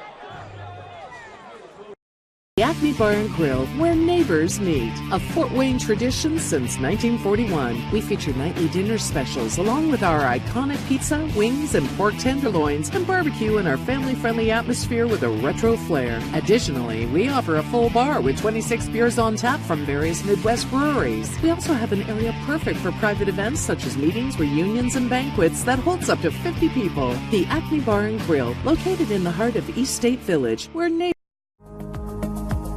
Looking for a way to naturally aid in soothing aches, pains, and sore muscles and reduce inflammation from the skin? Want a relief in minutes? Try Alleviate. Contact Hillary Didier for details. You can find her at didier.hillary@gmail.com or call her at 260-312-1599. Keep your skills on point and take advantage of the Always 100 basketball camps. The Holiday Hoops Developmental Camp is for ages pre-K through 8th grade. You'll work on shooting, dribbling, passing, and defense December 24th through January the 2nd on Tuesday and Thursdays. And the Always 100 Pro Camp 2020 takes you to the next level. It's the real college experience for grades 1 through 12. It's June 8th through June 11th at Trine University. I was once a Southside kid who was led on a journey by high school football. A journey that taught me discipline, toughness, and the skills that made me a success. As a businessman with a CPA license who owns his own firm, I still use the building blocks of high school sports in my everyday life. Someday sports will end no matter what level you reach, but you will be left with the skills to compete in the next game, the game of life. Parkview Sports Medicine's integrated sports medicine team is built to serve the needs of all athletes in all sports. Our team's only goal is to improve athletes in every facet. PSM offers performance training to help athletes get better on the field, dedicated athletic rehabilitation and physical therapy to help them get better off of it, certified athletic trainers in our PSM schools providing daily support to our athletes, and a specialized orthopedic walking clinic when injury strikes. Call 260-266-4007 to speak to our care navigators or visit parkviewsportsmedicine.com to learn more about what we can do to improve. Welcome back. Getting ready to start the third quarter here at Wayne High School. Let's get you some score updates from around the conference. Homestead versus Carroll tonight. Homestead leading that 14-12. Bishop Dwenger leading Bishop Lewis 32-0. We mentioned a couple minutes ago Southside leading Northside 8-7. And Snyder is leading Northrop 28-7. So we got a close one here between Wayne and Concordia. We'll see if Concordia can come out and right the ship on offense. And we'll see if Wayne can just continue to do what they're doing on both sides of the ball. They definitely had some success defensively trying to slow down that spread offense that Concordia offers up.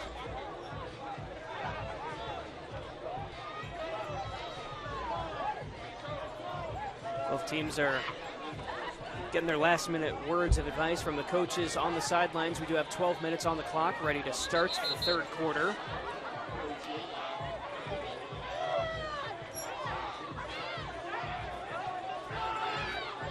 Of course, it was Concordia that received to start the game, so it is Wayne will receive now. They're getting lined up on the proper sides of the field. Sean Collins will be back deep for the Generals. It should be Cooper Harris kicking things off for Concordia.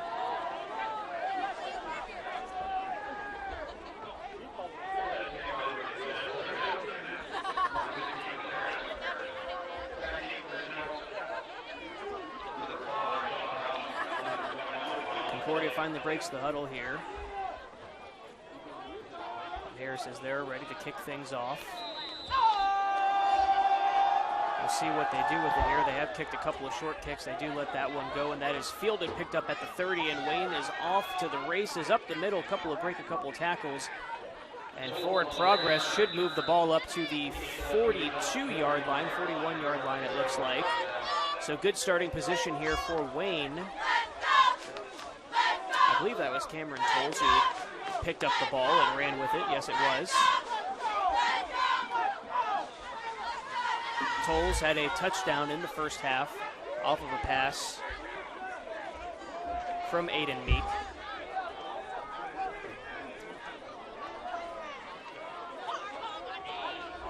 Tolles last week, the big receiver for Meek, he had 4 catches for 56 yards and a touchdown, so add another touchdown to his total tonight. As Meek is set up in the shotgun, ready to take the snap, and he does, and the handoff is run to the left. It is once again Collins getting the ball. Yeah, it looks like it's a loss of a yard on that play, so make that 2nd and 11 coming up for Wayne.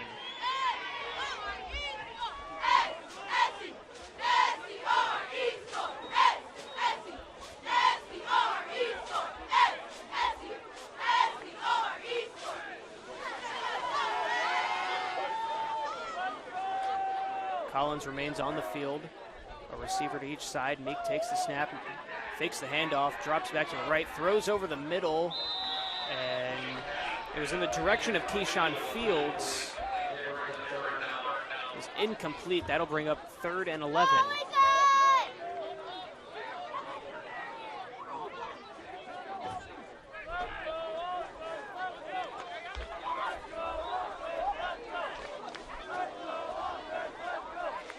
Fields coming off the field for this play. Collins back out there. They were both on the field for the last one. Collins, a little trouble getting lined up there. Meek puts him in a spot, trips to the right, takes the snap, drops back, throws right over the middle, has a man tipped and intercepted by Cam Johnson for Concordia, and he's still running. Johnson still going, gets all the way down near the 28-yard line, And a great play to start the second half for Concordia.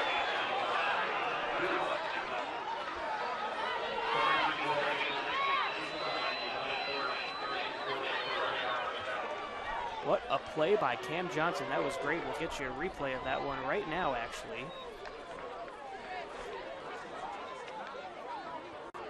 Here's a look at it. Meek drops back over the middle. Ball is tipped, and Johnson had the deflection, able to pick it up, and then he had some room to run. Brings out Brandon Davis and the offense as they are lined up right now. Davis takes the snap, hands it to Amir Drew over the right. He runs up the middle, and he picks up a good chunky yardage there. Going to get about 8, it looks like, maybe 7.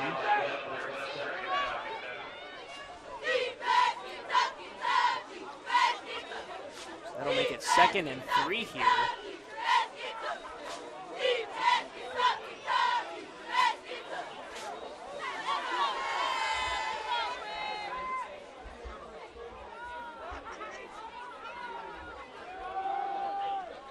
Handoff to Drew once again. Do have a flag, though, coming in from the backfield that indicates this may be on the offense here and bringing it back.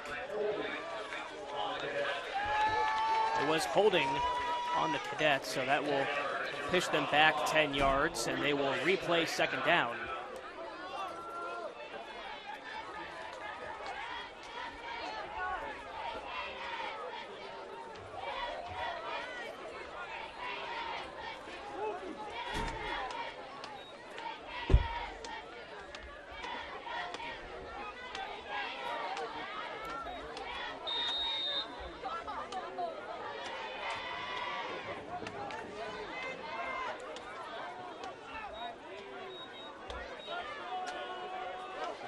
Here comes Concordia once again, now lined up at the 35-yard line. Davis takes the snap, drops back, has time and is looking. Now he's going to try and run it up the middle. Gets up to the 30-yard line, breaks a couple tackles. Davis is still going to the 20. Breaks another tackle to the 10 where he gets pushed out near the 7 or 8-yard line. Athletic play by Davis and good heads-up play to not quit on that play.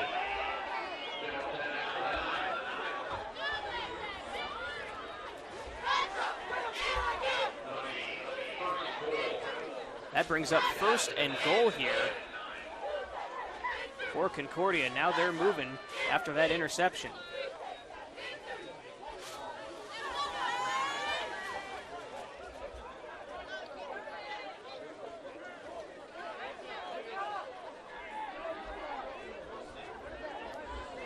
Now Davis is lined up as Amir Drew to his left, trips to the left. Vanderbosch on by himself on the right, hands it off to Drew, runs up, sidesteps, and Amir Drew is in for a touchdown. So just like that, Concordia takes the lead right back. And we'll see if they try to go for 2 here. They have not brought out the kicking team just yet.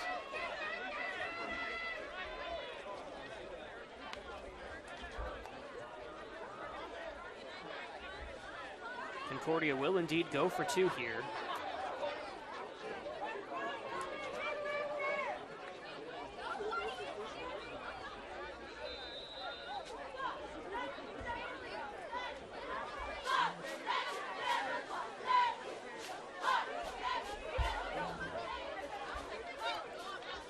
They break the huddle. We'll see what they run here. Trips to the left, Vanderbosch all by himself at the bottom of the screen once again. Pitch out to Drew, and he will get in.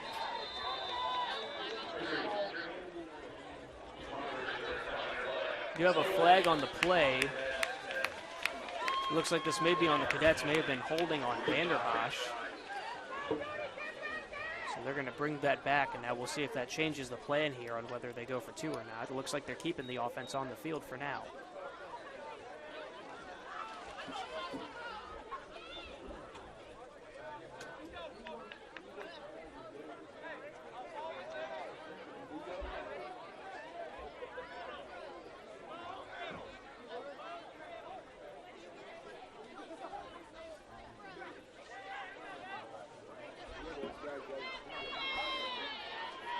Referee's getting the ball set now, and Concordia will keep the offense on the field. trying to get the 2-point conversion here.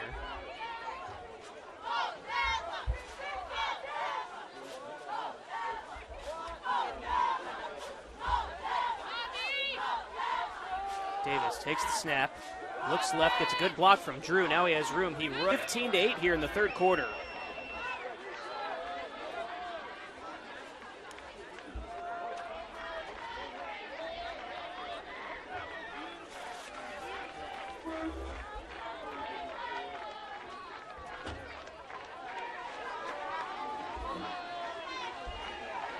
So if you're Concordia, that's the start you wanted here in the third quarter, as we have 9:40 to go in the third quarter.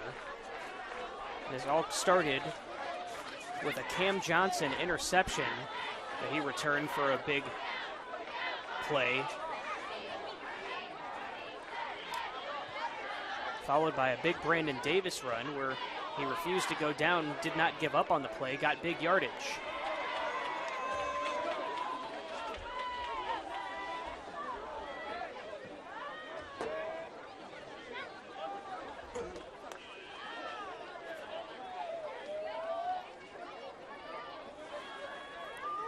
Set things here for Cooper Harris to kick it off for Concordia.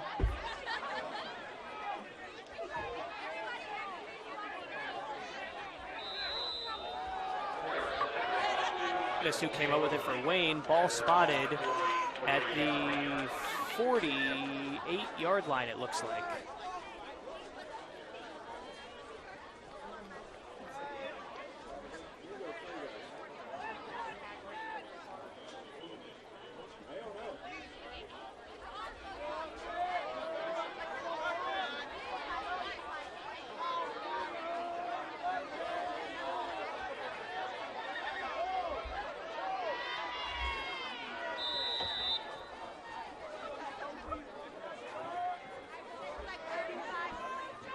Gets set on offense once again. High snap. Meek fakes the handoff. I think it's a broken down play. He's met and tackled for a big loss. Sam Hudson gets in there for the Cadets.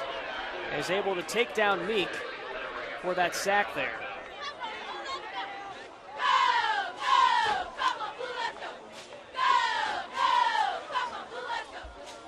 Takes the ball all the way back now to the 36-yard line. It is second and a long ways to go.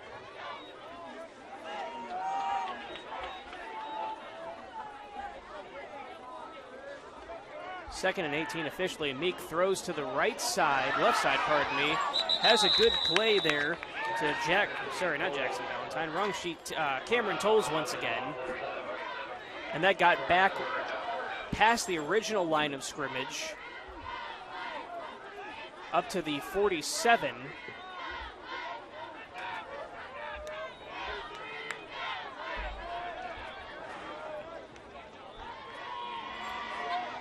Third and a little bit more manageable here for Wayne.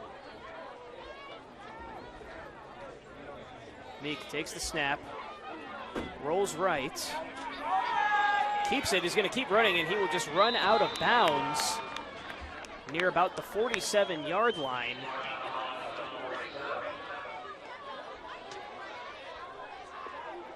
And right now, Antoine Schneider is coming out onto the field, so it appears that Wayne will just punt it away here.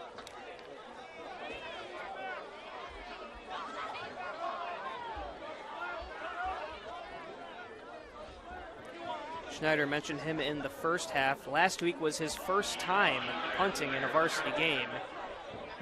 Kicked for a total of 111 yards. Got Grossman and Vanderbosch deep for Concordia. And the kick is away, and it's a bit of a line drive. And Concordia will just let it roll, and it stops at about the 30-yard line.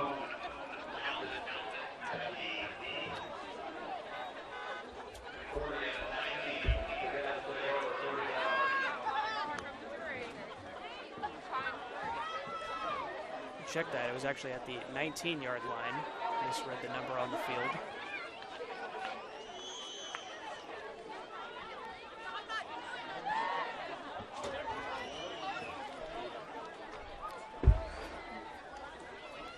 Concordia will take over once again on offense after a pretty successful offensive possession last time they got the ball, coming off of an interception.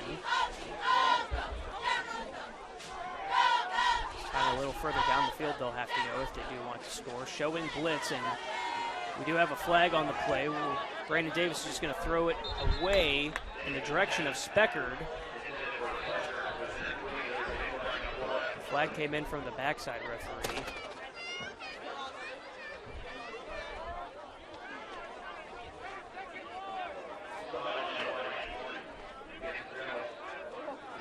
The call there was actually a sideline warning against the Generals.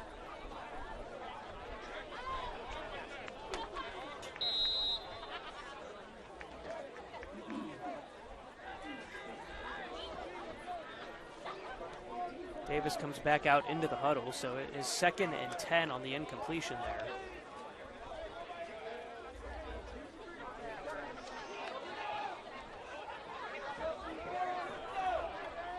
We sit at 8:36 to go in the third quarter. Handoff to Drew, runs right up the middle.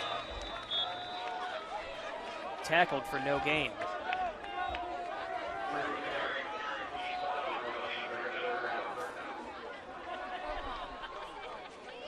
So 3rd and 10 coming up for Concordia here.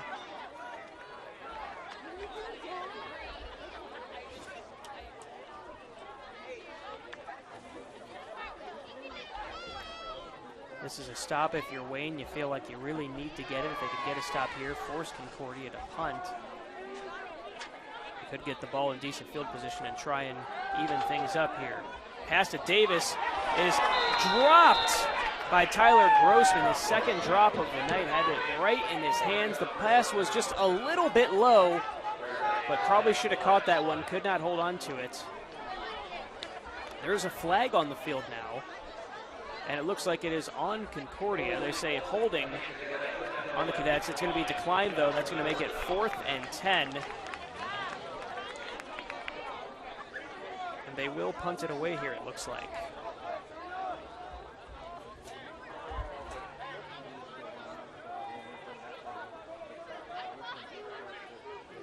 So Vanderbosch is back to punt for Concordia.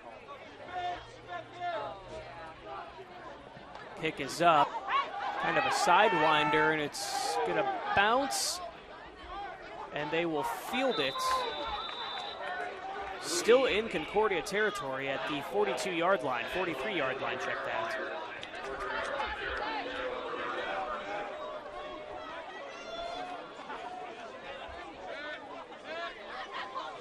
So some good field position here for Wayne if they can take advantage of it.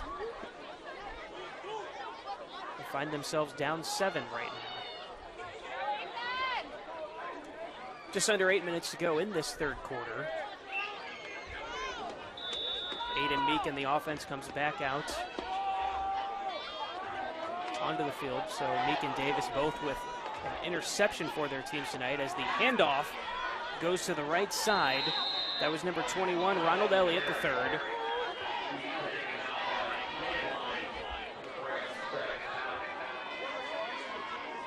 Not much of a gain there, if any. Looks like they'll give him about nothing.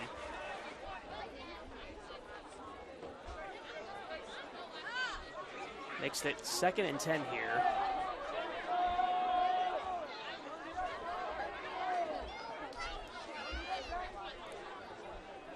Meek throws to the right, has his man, it is caught, breaks a tackle, gets the first down and more until he is tackled out of bounds on the right side there. Good effort by Nate Moore there. He had that diving catch in the first half that was quite impressive. We do have that highlight up on our Summit City Sports Facebook and Twitter right now for you to see if you'd like to go and check that out. And a good play by Moore.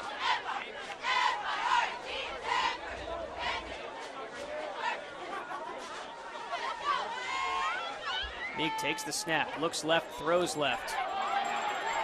Room to run once again, and this will go all the way. It is a touchdown. Ronald Elliott finds his way to the end zone, and Wayne is an extra point away from tying this thing right back up.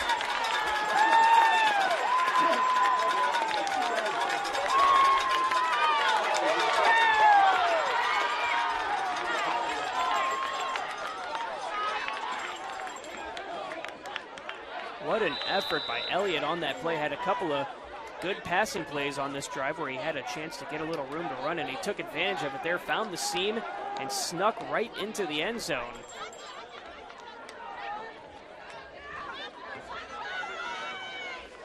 And Wayne now going for 2 to try and take the lead here.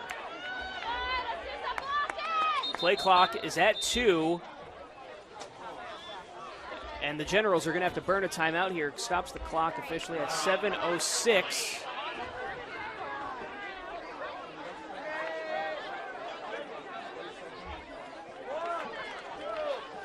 Here to go in the third quarter. What a play by Ronald Elliott. Let me see if we can get you a look at that replay here quickly.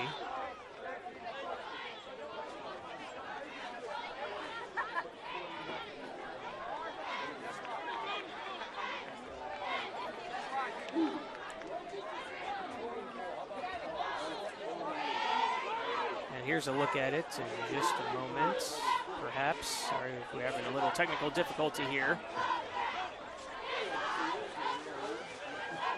Sometimes the internet service just does not agree with us. We will get that replay for you up, though, on Summit City Sports Facebook and Twitter page.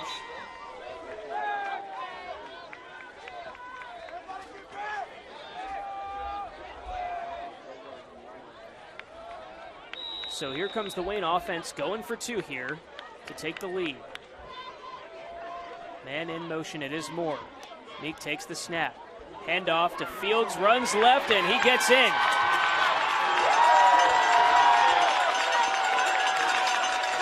So Wayne is on top now, 16-15 here in the third quarter.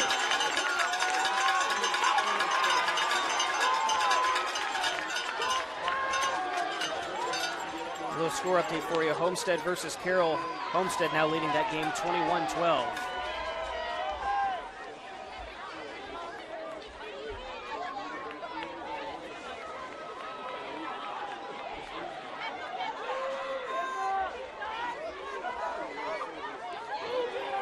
More work here to do for both teams. A close one. Still have 7:06 to go here in the third quarter.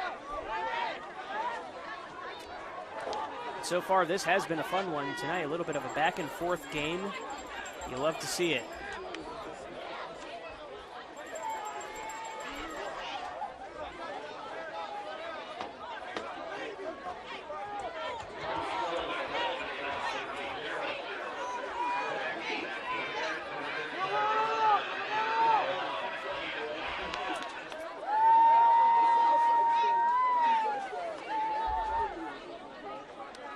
Tony Sullivan set to kick things off for Wayne. Grossman is back, as well as Cam Johnson for Concordia.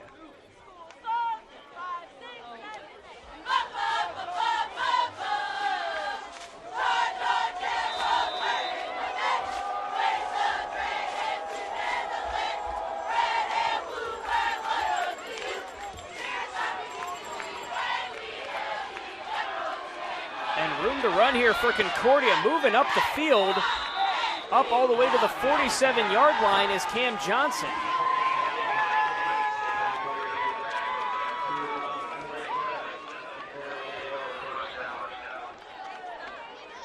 So this will be good starting position for Concordia off of the good return by Cam Johnson.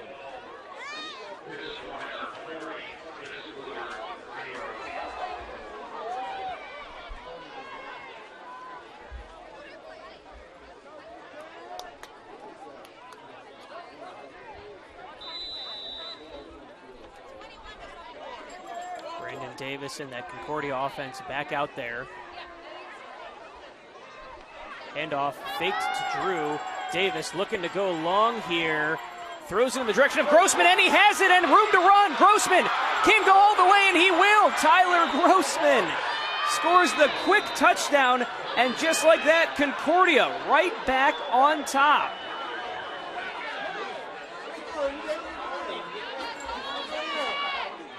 Wow, what a play there by Grossman.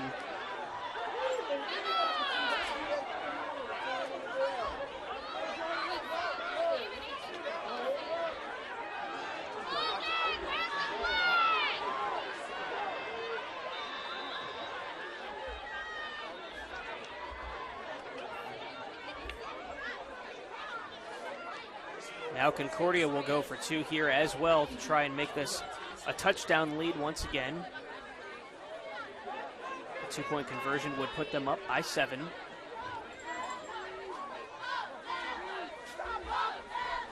Davis under center right now, usually in the shotgun, takes the snap, hands it off to Drew, runs to the right, has plenty of room, and he's in easily.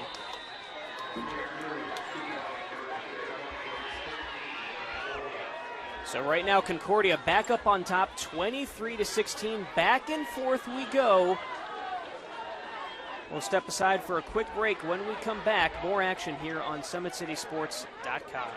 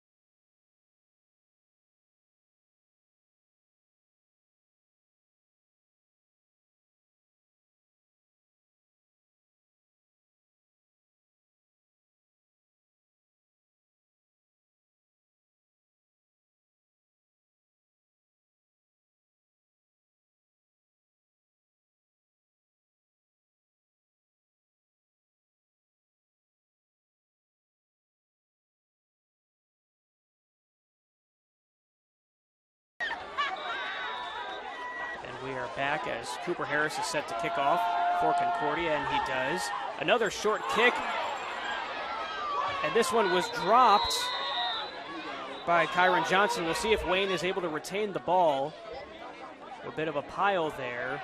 We'll see what the refs signal, and they will say that Wayne will keep it here.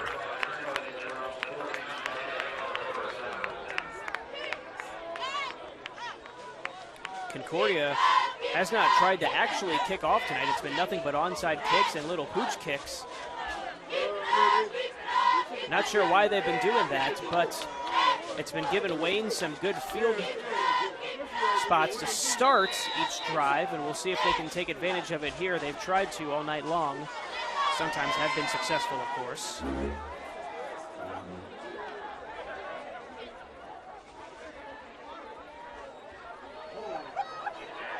Bit of confusion there on the offense, and a big loss by Wayne.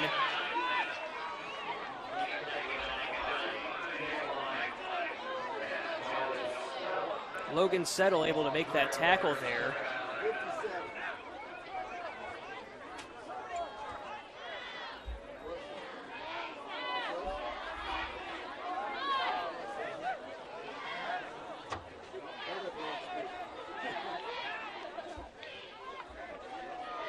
Here comes Meek now, backed up.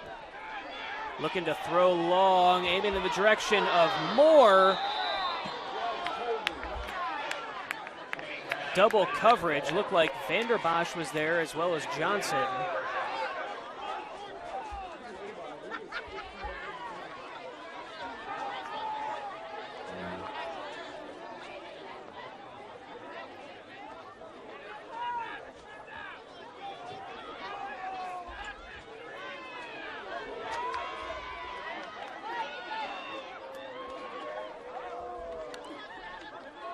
Third and long now for Wayne. Man in motion. Meek takes the high snap, throws it, and is just batted down. Once again, it is Logan Settle getting in there and making a play. Already had a sack. And that'll make it 4th down. Schneider back out there to kick it away for Wayne.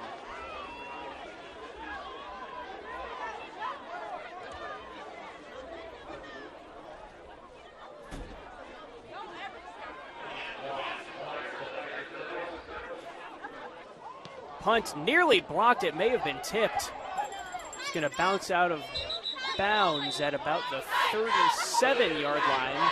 Officially downed at the 38 by the referee. So not as bad of a break as it could have been for Wayne. But still good field position for Concordia to start.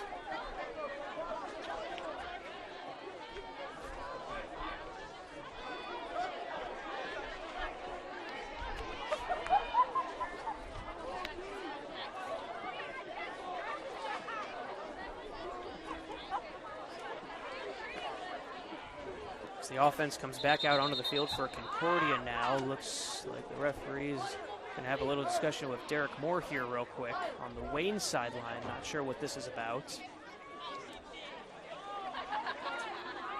Not sure if he's questioning the spot on the field or what here.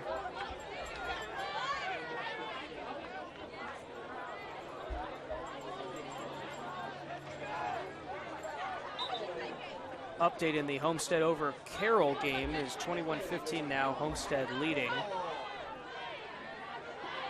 Still having discussions right now with head coach Derek Moore. Bit of a heated discussion. One of the referees is getting pretty angry with Derek Moore. Not sure what the discussion is about here. Don't want to speculate, of course.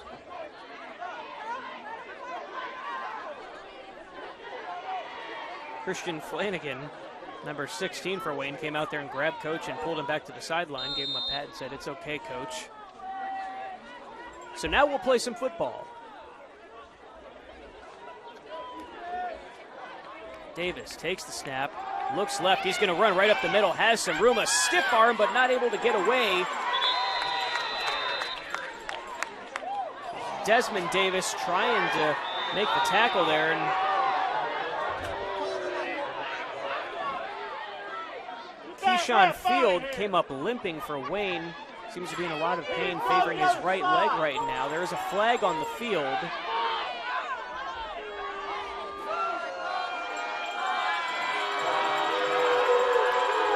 We'll see what the call is here. The Wayne home crowd not too happy about it. This is going to go against the Generals. Looks like they're calling a unsportsmanlike conduct here on Wayne. Big gain. They've set the ball all the way down at the 42-yard line in Wayne territory now.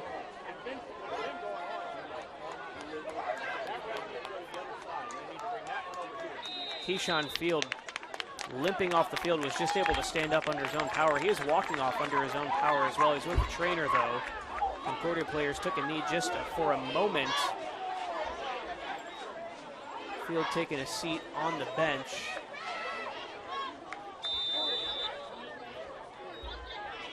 That means we're going to see a lot more of Sean Collins once Wayne is back on offense. In the meantime, it is Concordia who just got a significant gain off of that penalty. Again, they're at the 42-yard line. First down, 5:34 to go here in the third quarter. Davis has trips to the left, hands it off to Drew. He stops and runs. We've got two flags coming in from both directions, though. One from the secondary, one from behind Davis. Referees are discussing. It looks like it is holding on the offense and a personal foul on the defense, so those are going to offset.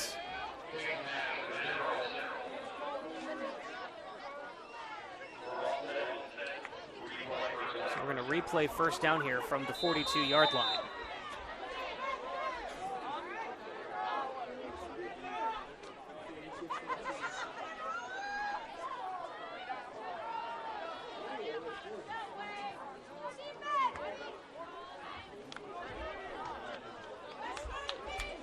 So here comes Concordia as we replay first down now.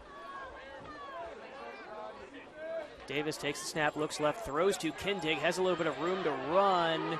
He'll get the first down and still on his feet until he is finally tackled around the 29-yard line.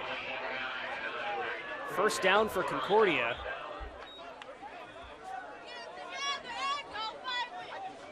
Looks like the tackle was made by Sean Hargrave of Wayne.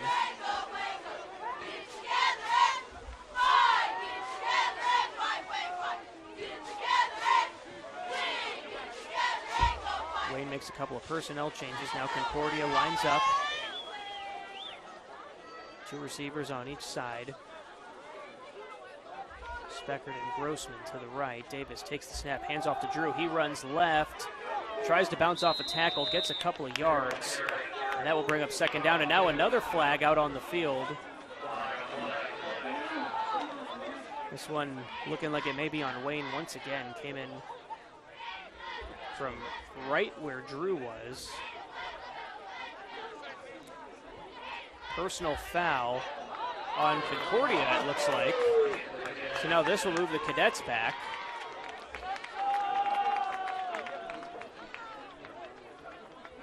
So Cadets go the wrong direction on this play. We'll see how far they move him back here.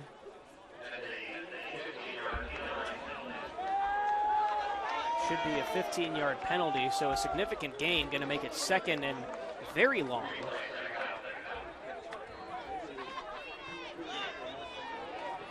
.4:16 to go here in the third quarter. Moves the ball all the way back to where we really started, near the 41.5, we'll call it.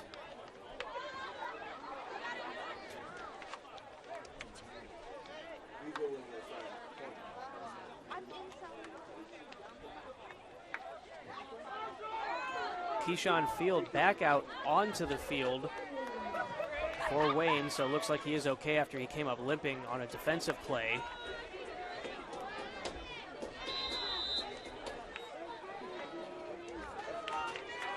So here comes the Concordia offense. Now facing 2nd and 22. See if they can get a chunk here and get a more manageable third down. Davis fakes the handoff to Drew. Pass batted down, incomplete.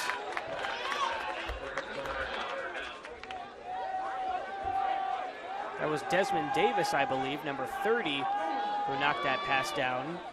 So now 3rd and 22 here for Concordia.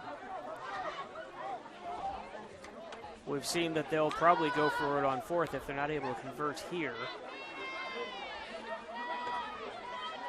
Definitely not field goal range where they are right now.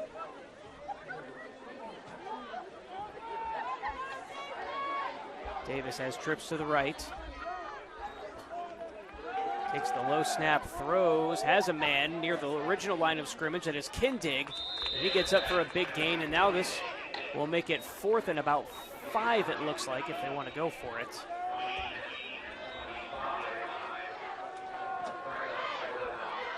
And they will keep the offense on the field. They do go for it on 4th down a lot. The ball is placed right at the 25-yard line. Line to gain is the 20.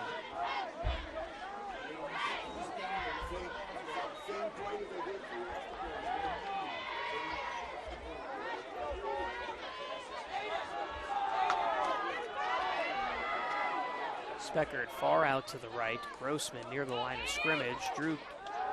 Davis takes the snap, drops back. Now this may be a designed run. He's running to the right, decides to throw it. Pass is tipped, nearly intercepted. And Concordia will turn it over on down. Not sure what Davis was thinking there. It looked like he may have been past the line of scrimmage when he threw it there. Nonetheless, they don't make the call, and it will be Wayne's football with 3:05 to go in the third quarter.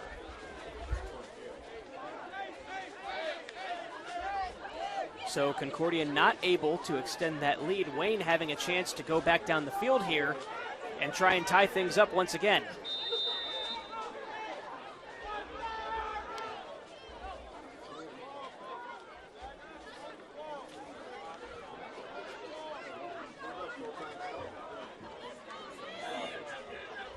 Keyshawn Fields is out there with the offense.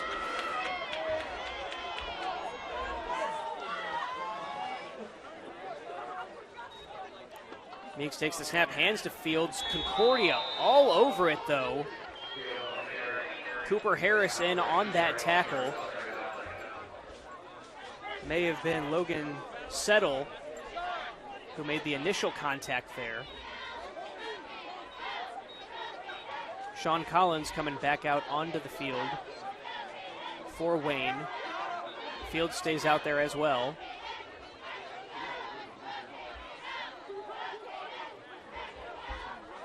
Collins lines up as the tailback. Meek takes the snap, throws, has a man, and he's got first down yardage and more. It is Nate Moore once again, all the way up to the 40-yard line.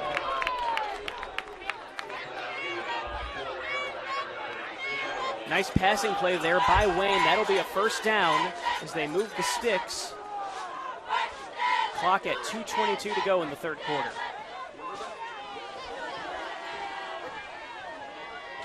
Clock moving now once they get those sticks set. Meeks under center. Hands it off. That is Collins, and he stopped right at the line of scrimmage. Matt Goglin gets in there for the tackle.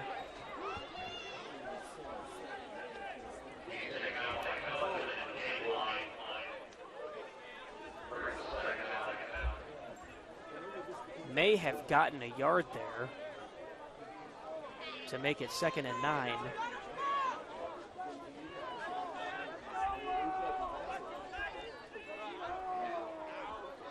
Meek back in the shotgun. Takes the snap, throws once again, has his man. And the referees will say that is incomplete. And here comes 3rd and long now for Wayne.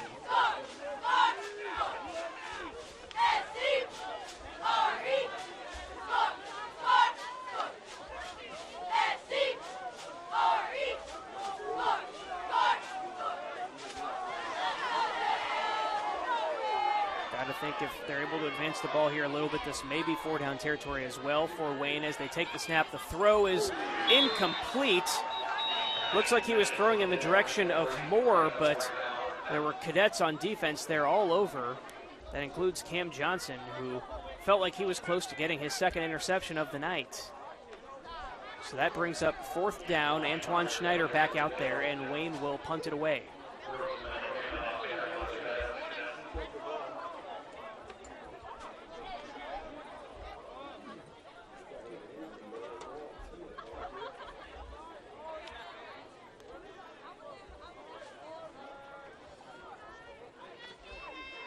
Hunt is up. This one better than the last. Vanderbosch lets it bounce.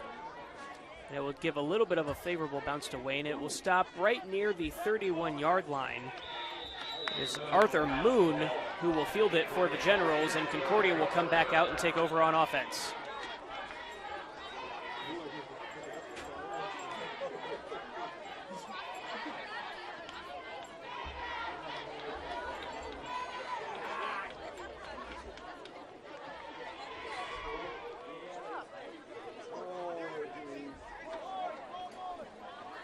So 23-16 is your score. 1:24 to go in the third quarter. This has been a close one here tonight. Neither team has been able to extend and kind of blow this thing open. Concordia with the ball now will try and extend their lead to 2 touchdowns as Drew takes the handoff, has a little bit of a hole, gets maybe 2 yards, and that will bring up 2nd down.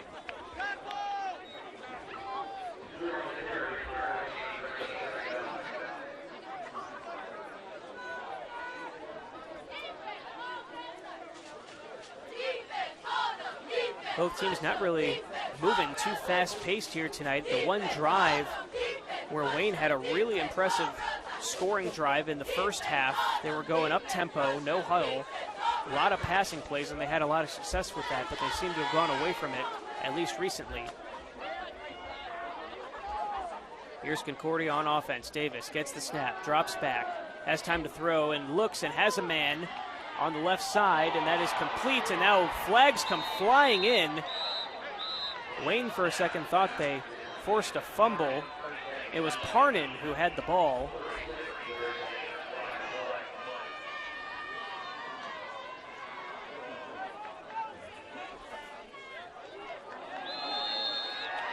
Looks like another flag may have just come flying in late after the play. There are 3 on the field now. Wayne already starting to move backwards. They think it's against them.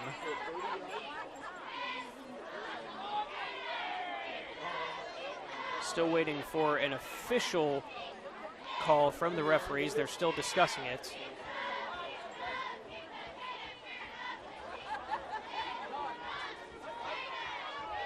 A personal foul face mask on Wayne.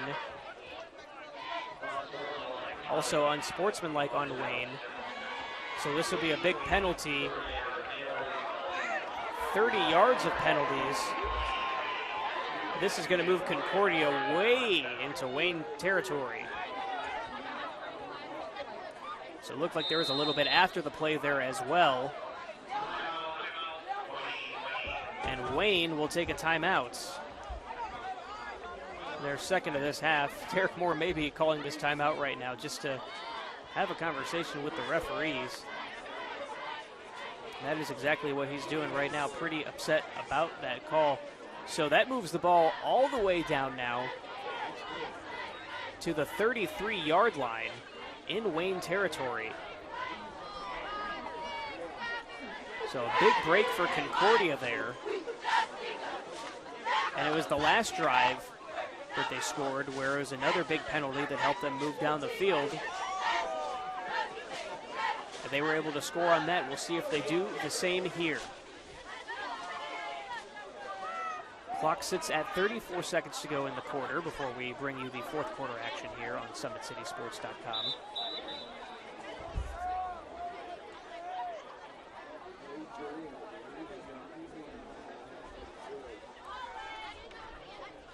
Here comes the Concordia offense now. So first down.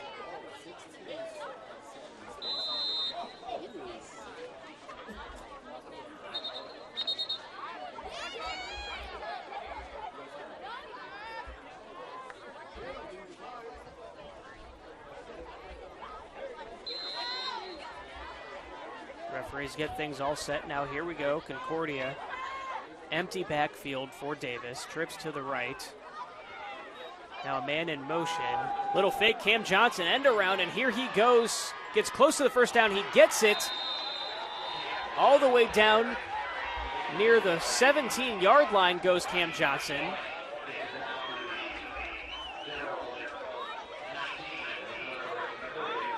Officially downed at the 19-yard line. That'll put Concordia here in the red zone with a chance to extend the lead here.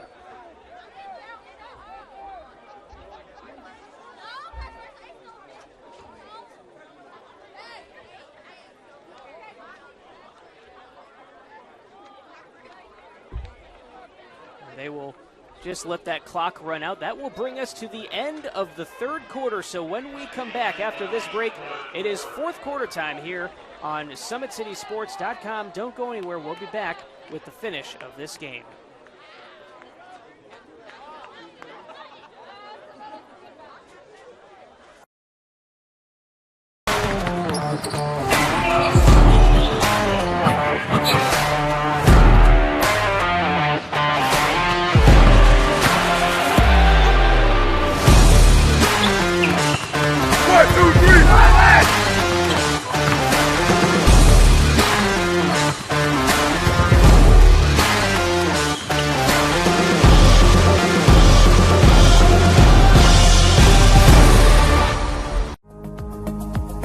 Looking for a way to naturally aid in soothing aches, pains, and sore muscles and reduce inflammation from the skin? Want a relief in minutes? Try Alleviate. Contact Hillary Didier for details.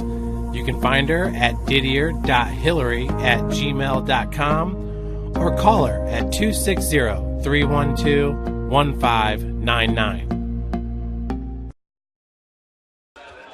Fourth quarter time here at Wayne Stadium. Concordia leads 23-16, have a touchdown lead, but after 30 yards worth of penalties and a good end-around play to Cam Johnson, they are threatening once again here in the red zone at the 19-yard line.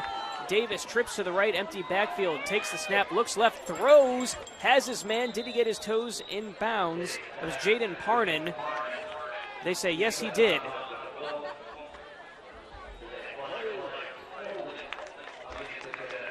Did have a flag on the play, though. That was a holding on the Cadets, so that will actually move them back now. 10-yard penalty from the spot, so they'll get to replay first down.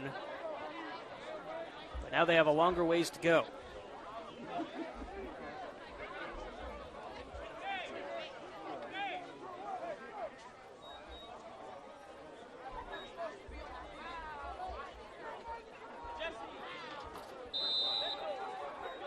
Officially making it 1st and 23 here. Empty backfield once again for Davis.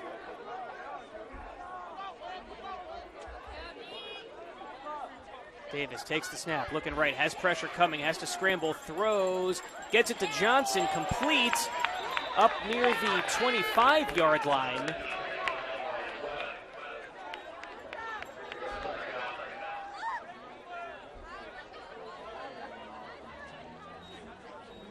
So this makes it 2nd and 14, it looks like.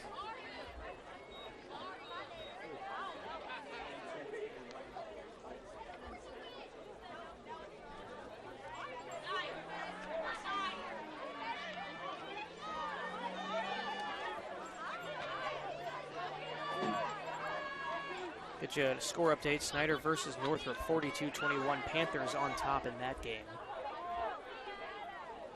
Davis takes the snap, throws long in the direction of Kindig, almost had it. No flags, so just incomplete, and that will bring up 3rd and long for Concordia.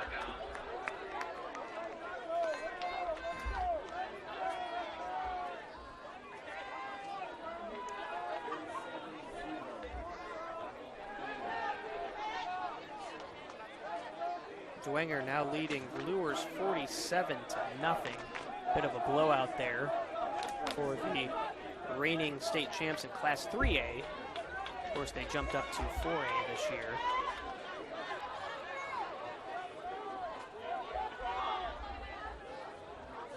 Parnan in motion.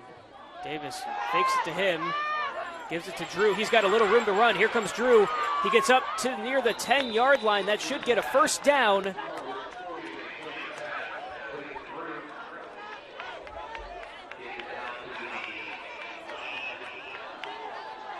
That will be actually just short of the first down marker by about a yard. So 4th and short here.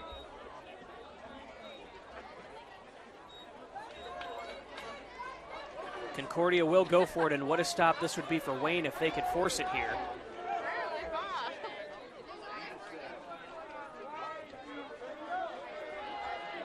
Vanderbosch, solo coverage, far to the right.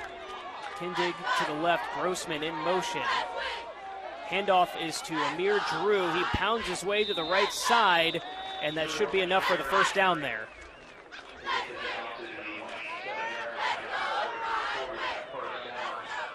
Drew with 2 touchdowns tonight, giving him 9 total on the season.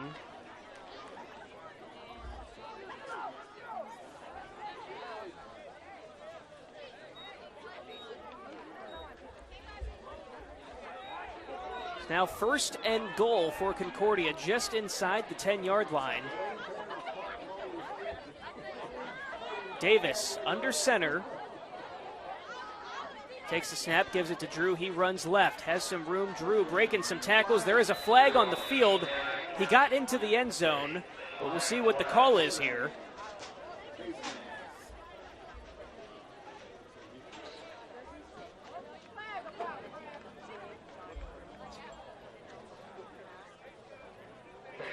Will be a face mask on the defense.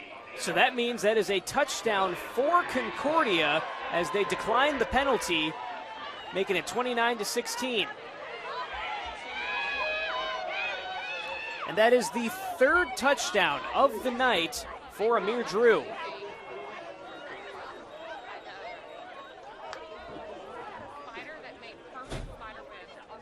Drew with the hat trick has a couple of 2-point conversions as well. Now here in the 4th quarter, Concordia sitting pretty. Cooper Harris will try to kick it away, but the flag came in first. Was offsides on Wayne.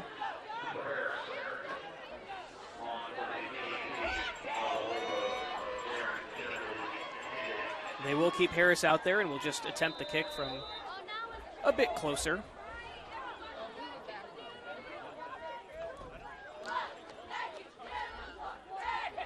Kick is up, and kick is no good for Harris, so we sit at 29-16 with 9:16 to go here in the 4th quarter.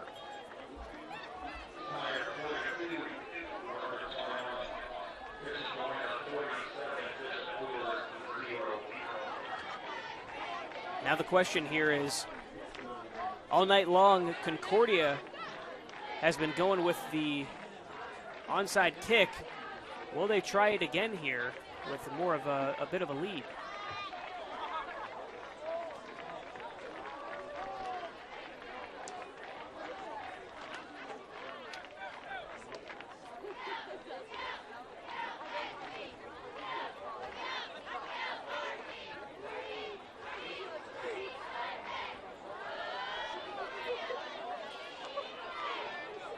Sean Collins and Ronald Elliott back deep.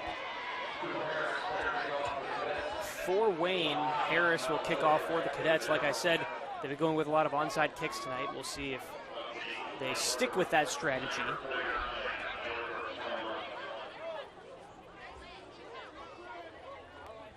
Snyder, another touchdown on the board, leading over the Bruins 49-21 tonight.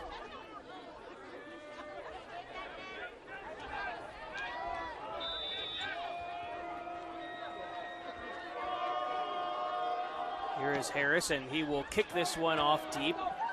And it goes back and is fielded by Elliott, who is still on his feet right now, gets up near the 30-yard line before he's taken down, and that's exactly where he will go down. They will throw the flag. He was tackled by Cam Vanderbosch. This may be a horse collar tackle.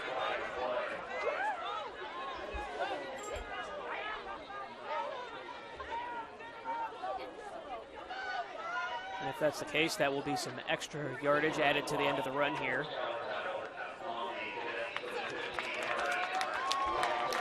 It is indeed a 15-yard horse collar tackle penalty on Cam Vanderbosch. So that'll move the ball back up near the 45-yard line now to start here for Wayne.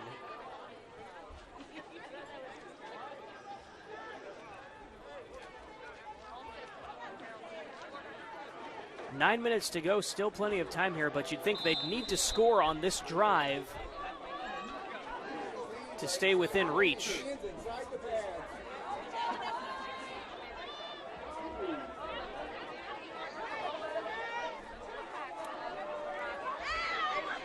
Aiden Meek has Keyshawn Fields to his left. Takes the snap, looks to pass, throws, has a man who will just run out of bounds. It is Elliott. So good positive yards on first down. Moves it up to the 49-yard line.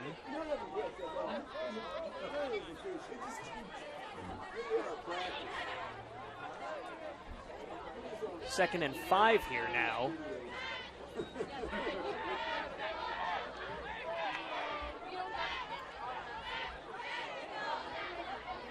Meek with Fields still out there. Takes the snap. Fields goes left. He's looking for it. And Meek may have just been trying to throw it away there. Incomplete. Brings up 3rd and 4.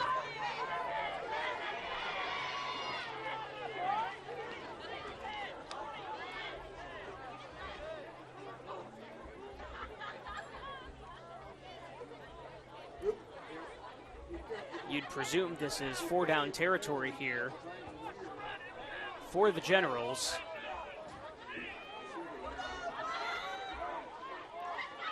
Meek claps, takes the snap, throws, nearly intercepted.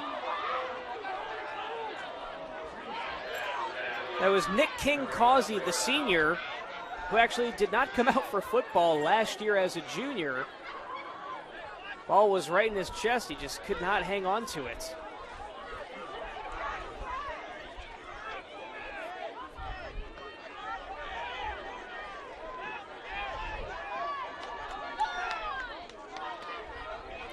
So 4th down, Wayne will go for it. And incomplete. Pass was in the direction of Elliott. He could not hang on, just off the fingertips. Tried to run a little screen play there. Did not work, so Concordia will take over on downs. And they will get the ball. First down at, looks like, the 49-yard line.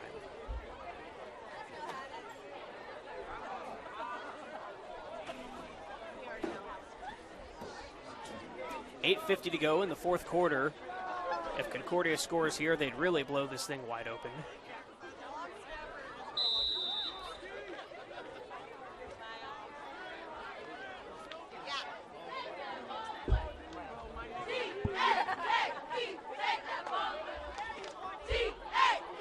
Davis back out there. Trips to the right.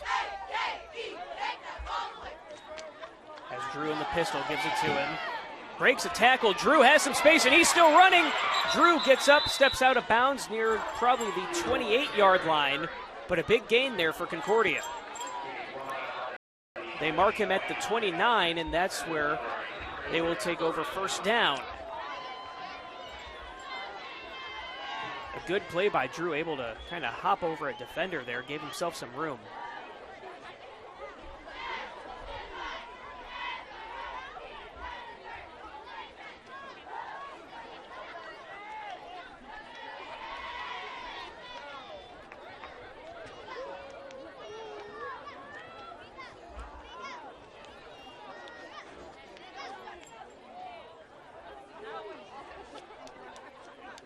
Davis takes the snap.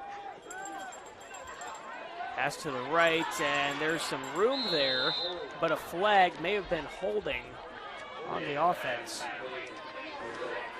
That was Grossman with the reception, but it was indeed holding, so that'll back the offense back up. We also have a Wayne player down on the field right now. Trainers are running out.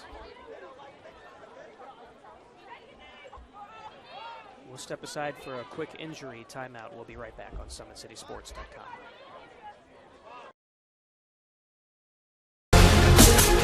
Developing athletes to be foundationally strong. Healthy and consistent training. Expert staff. Long-term athletic development. Parkview Sports Medicine Performance. Any athlete, any age, any skill level. I was once a Southside kid who was led on a journey by high school football. A journey that taught me discipline, toughness, and the skills that made me a success. As a businessman with a CPA license who owns his own firm, I still use the building blocks of high school sports in my everyday life. Someday sports will end no matter what level you reach, but you will be left with the skills to compete in the next game, the game of life. Welcome back as Amir Drew runs it up the middle, able to get about 5 yards on that carry. That was the senior Kason Jones who was down on the field for Wayne, able to get up and kind of limp off under his own power though. As we resume play here, second down for Concordia coming up. Clock moving right now, just over 8 minutes to go in the game.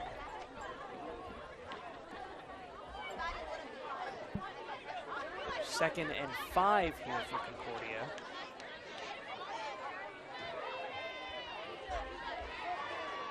Davis in the shotgun, takes the snap, looking left, now going to try and throw deep, has a man, and it is caught, and that is Vanderbosch for the touchdown.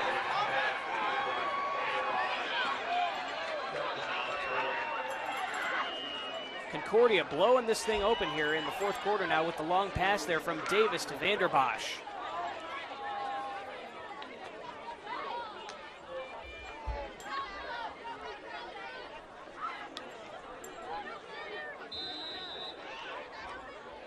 Nice play by Davis there to keep it alive, and then found Vanderbosch, who was able to break free on the back end there.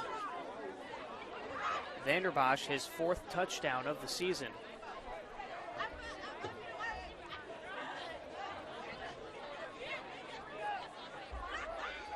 Concordia is going to bring the offense back out on the field. They're going for 2 here.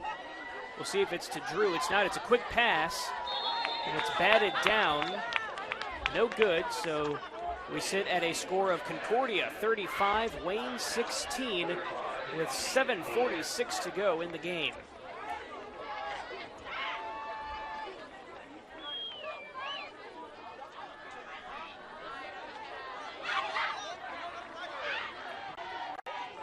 Here's a look at that play, and the catch by Vanderbosch right there.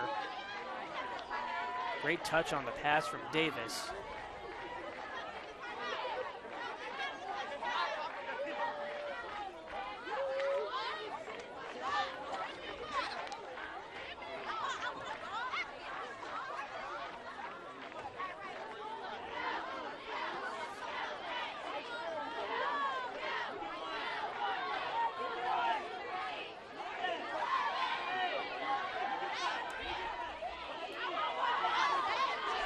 Cooper Harris will get set to kick it off for Concordia.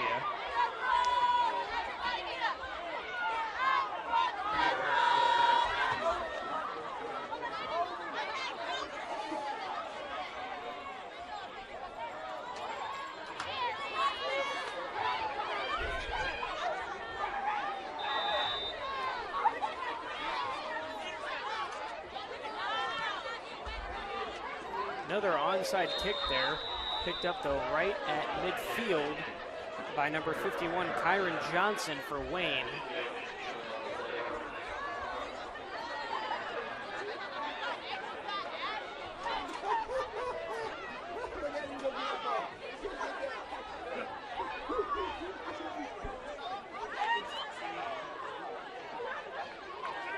So now the Wayne offense would come back out onto the field.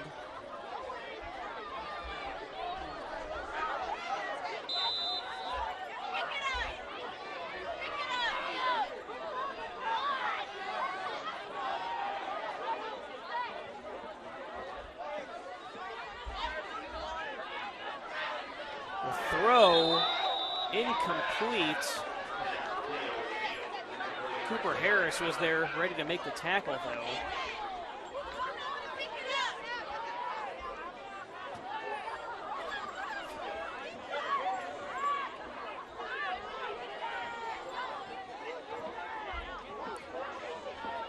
With a win here tonight that will bring Concordia to 3-4 as they're set to face Carroll next week.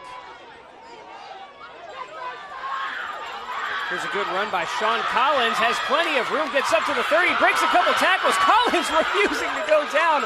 What a play by Collins. Gets up to about the 23-yard line. What a play by Collins. Gotta love the effort on that one. Hard to believe there's only 2 weeks left of the regular season after tonight. Like I said, Concordia, with a win tonight, would move to 3-4, would play Carroll next week. For Wayne, the loss would put them at 0-7, and they have a tough task going to Homestead next week. The pass is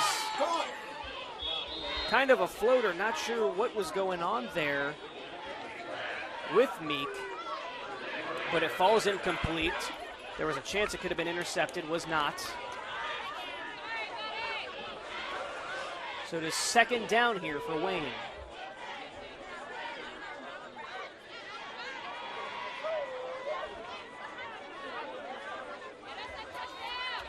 Sean Collins to the right of Meek. Takes the snap, looks to throw, has the pressure coming, and he is sacked. Nick King Causey. What a play by the senior.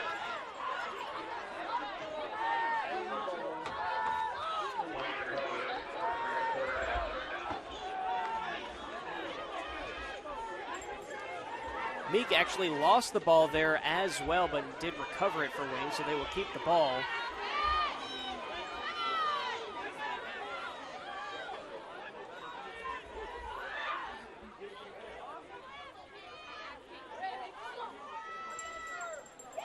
Here comes Collins, able to get some running room here again, refusing to go down. Collins all the way down to the 15-yard line. He's got something working here.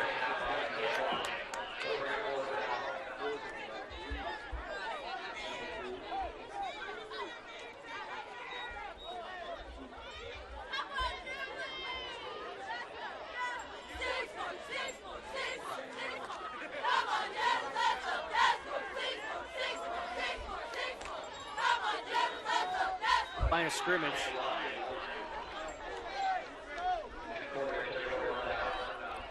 not able to complete, and Concordia will get the ball back here. Just under 6 minutes to go in the game.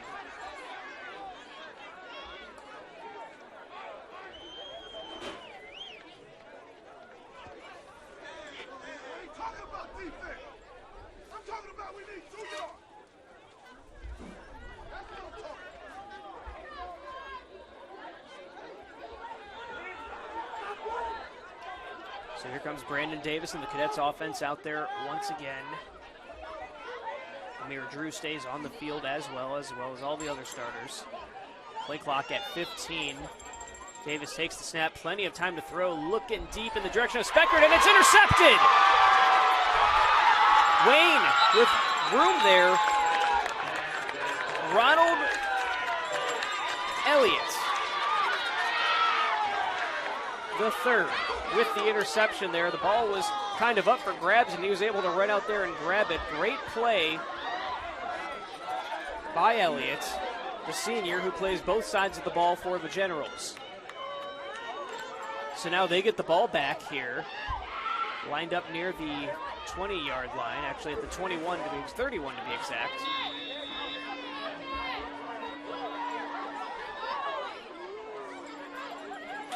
Here comes the Generals offense once again, looking to throw deep. Nate Moore going for it. Pass was long, though. Defense coverage was good.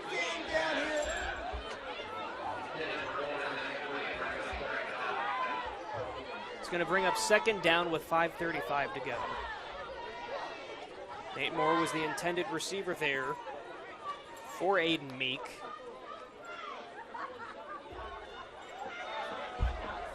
Pass didn't look like it was catchable, a couple yards out in front of him. Generals trying to get set now. Sean Collins to the right of Meek. Meek takes the snap, looking right, throws right, has his man, it is caught. Up near the 20-yard line, it is Elliott once again who just had that interception. And now a flag comes out on the field.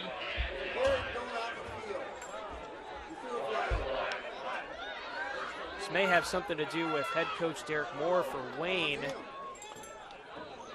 Maybe another sideline violation. It is.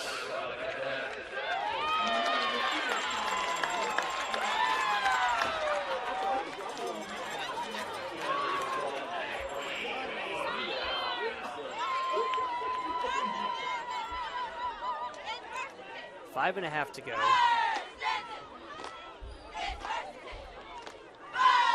So Wayne in the huddle. We'll see what they come out here with. Here comes Meek with the call.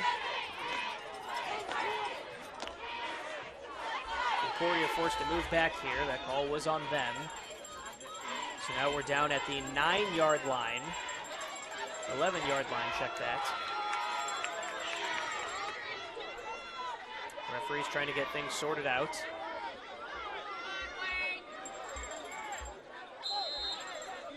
The sophomore, Meek.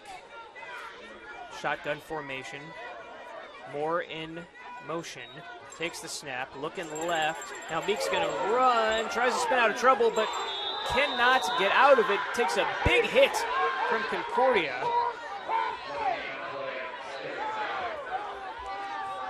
Looked like big number 66, Logan Settle once again, making the tackle there.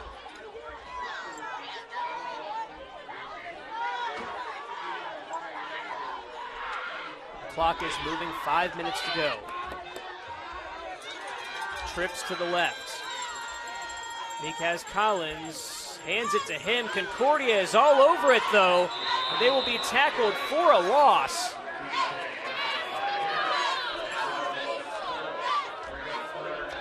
Great defensive play by Concordia.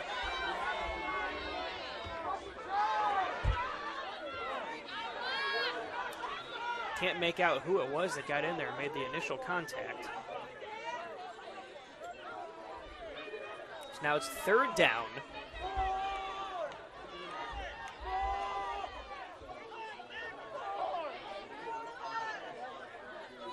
Meek takes the snap. Drops back, throws, nearly intercepted by Cooper Harris. Got a hand on it. Now it is 4th down.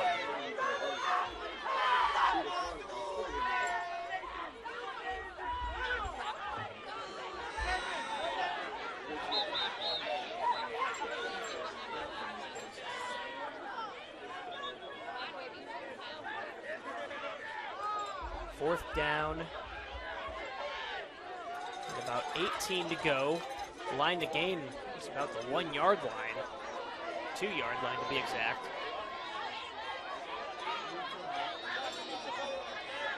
Meek throwing, intercepted. And there's a lot of room here for Concordia. Still on his feet, there was a flag though. It was Vanderbosch with the interception. And this may come back.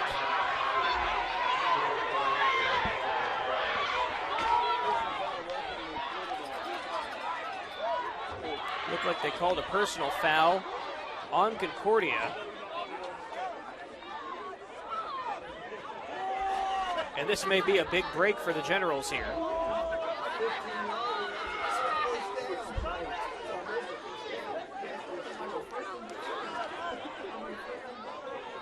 If it is roughing the passer, which it seems to be the indication,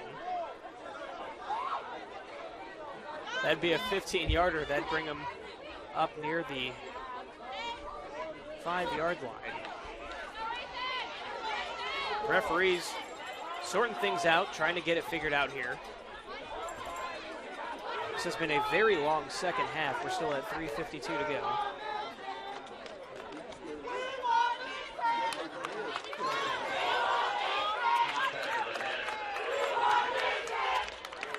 Official call is contact to the head on the Cadets.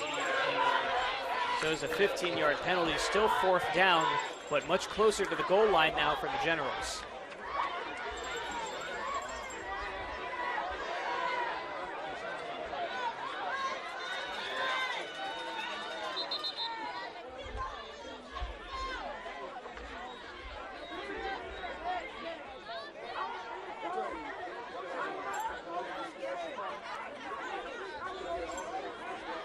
Referees having a hard time getting things sorted out here.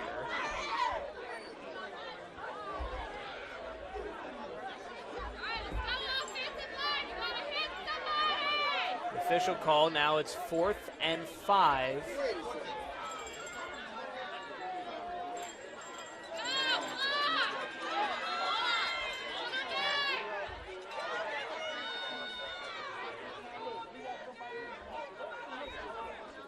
Meek takes a snap, rolling left, deflected, and incomplete. Turnover on downs. Concordia will take over with 3:47 to go.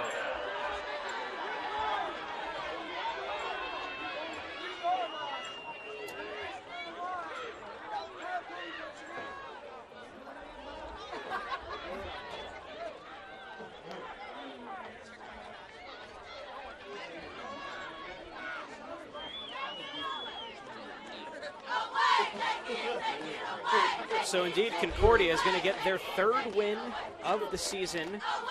They won their opener against Southside, then had 2 losses followed by a win, and now they've had 2 straight losses once again. And for Wayne, the struggles will continue, going to fall to 0-7. As they just run the ball with Amir Drew here. I'm sure Concordia will try and run this clock out if they can. Wayne going to take a timeout, though.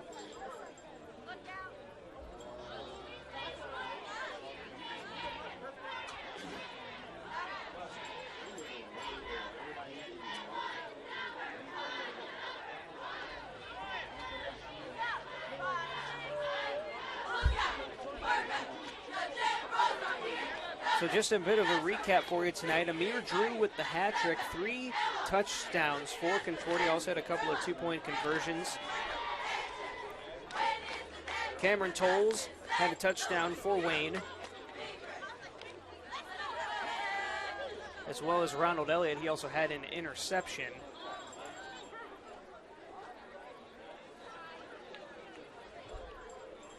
It was a back-and-forth game. Wayne actually led by 1 at halftime.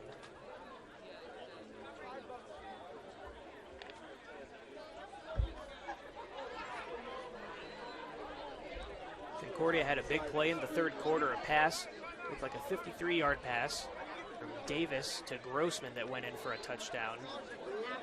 And that turned things around. That was right after the Generals had just scored, and the Cadets came right back and took that lead.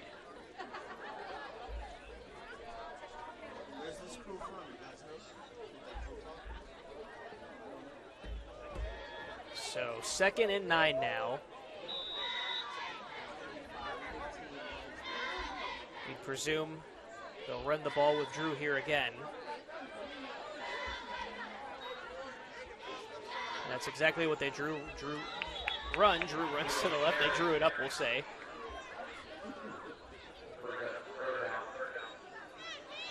And now that will keep the clock running. 3rd down and 9.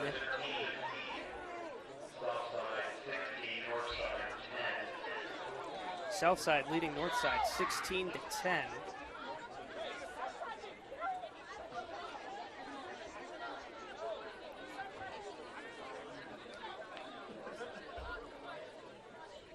Play clock down under 10 now. Down to 5, 3 minutes to go in the game. And Davis is signaling for a timeout, and that's what they will do. They will take the timeout. So we will take a quick timeout as well. We'll be right back in a moment.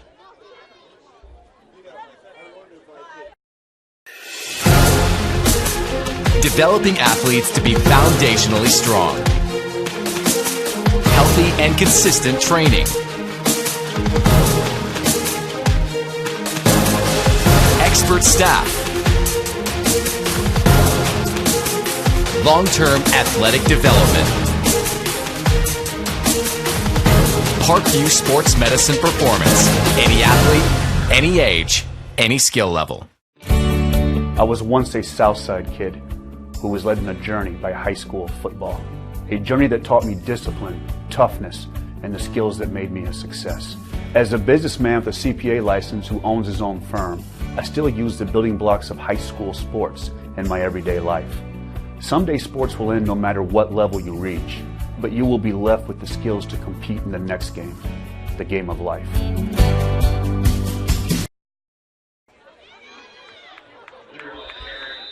Welcome back. Amir Drew on the carry once again after the timeout by Concordia.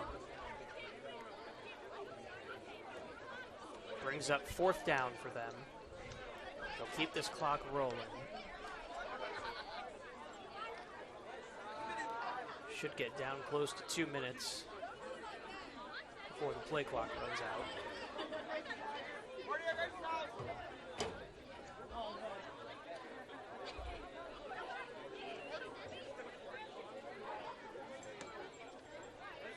They'll probably let this play clock run down. It's down to 3-2. They'll take a timeout.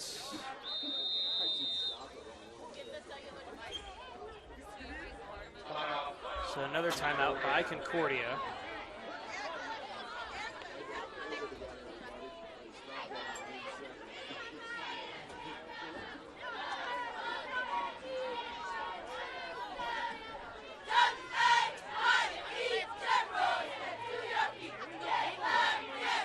I'd like to take this time to remind you that Parkview Sports Medicine is the area's largest integrated sports medicine team, specialized in serving every level of athlete, no matter if they're trying to get better at what they do or recovering from an injury.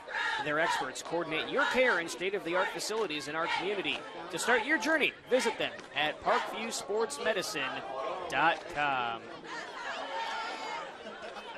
And of course, do not forget that tonight's broadcast is brought to you by SummitCitySports.com. You can follow us on Twitter at 260sports. You can like our Facebook page, Summit City Sports, and be sure to subscribe to our YouTube channel. We, of course, appreciate all our sponsors, and we appreciate the ability to be able to bring you these games weekly.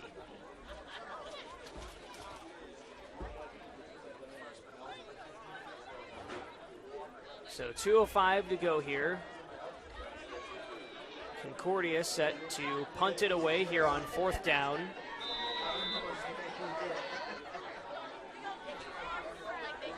Wayne out of timeouts, by the way. There's the punt.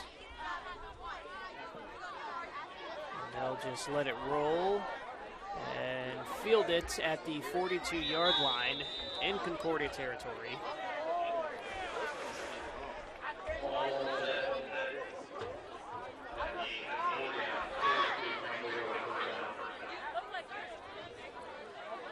So Wayne will get the ball back one more time. We'll see how aggressive they'll be here. Like we talked about in the pregame tonight, Coach Derek Moore said after last week's loss at Snyder, he felt like they were improving and also felt like the team was getting healthier, but he said they really ran out of gas. Curious to see what he says after tonight's game as the referees are signaling to start the clock. They're asking to get the clock reset to 2:03.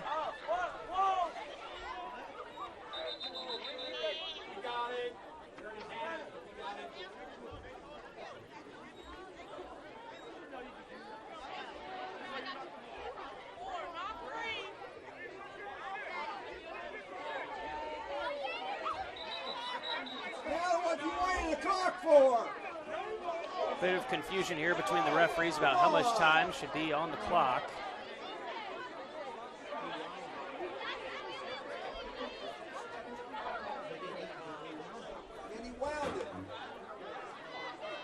Trying to get things sorted out here.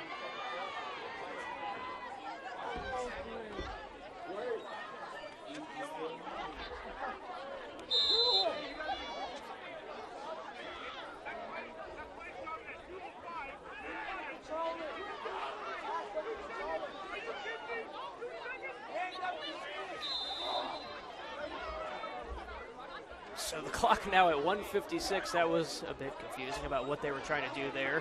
Wayne snaps the ball and throws it. Passes dropped and incomplete.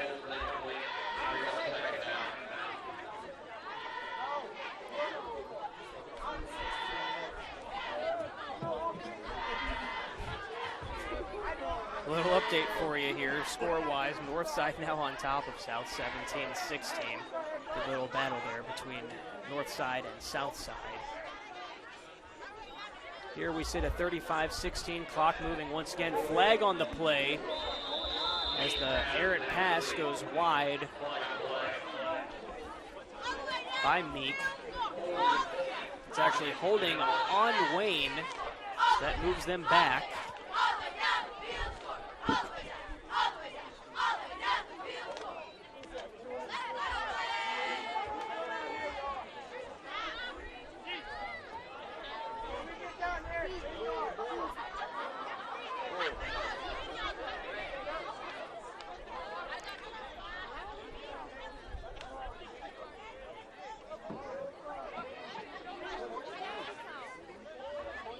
We're at 1:46 to go. Things moving a bit slowly here as the referee is trying to get things sorted out. Clock stopped for the moment.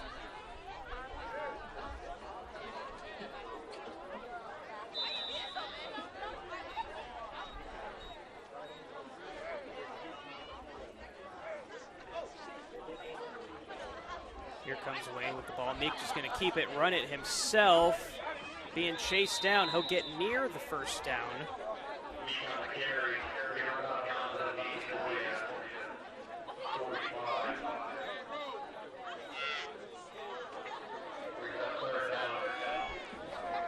So third down for Wayne. Meek got out of bounds. That stopped the clock once again. We're at 1:38 to go.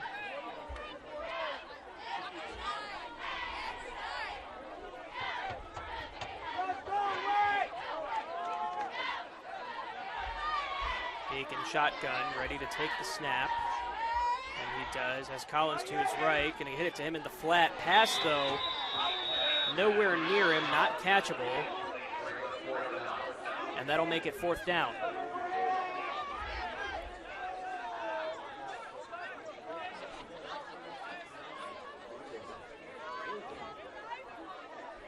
Ball sits right now at the 45-yard line. It is fourth down. Quite a ways to go for the first down. 4th and 13 to be exact.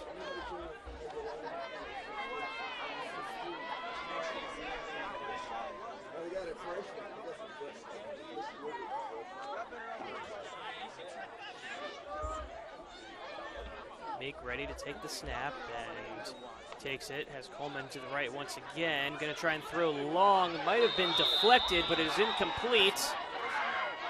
And Concordia will take over, and they can just run out the final minute 28 of the clock here.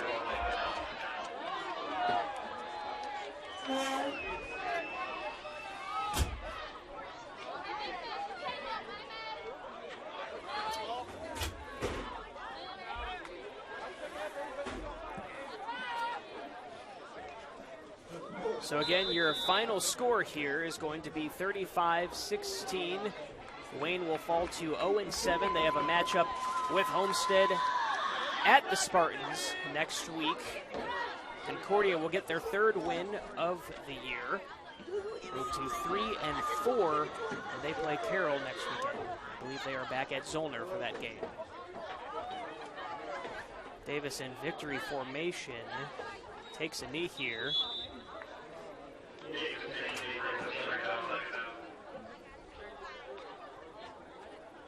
Now they would just let the clock run out.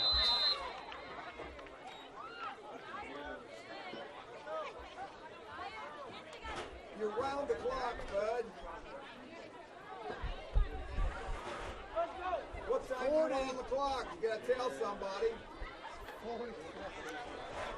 We're having a bit of a difficulty here getting things going on the clocks again, but now the play clock is running at 40.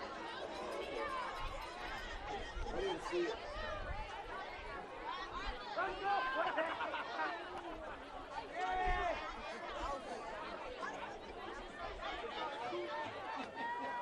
Concordia in victory formation. I feel like a feel-good win for them tonight to get back into the win column. And that right there will do it. Your final score here tonight from Wayne High School. Concordia 35, Wayne 16.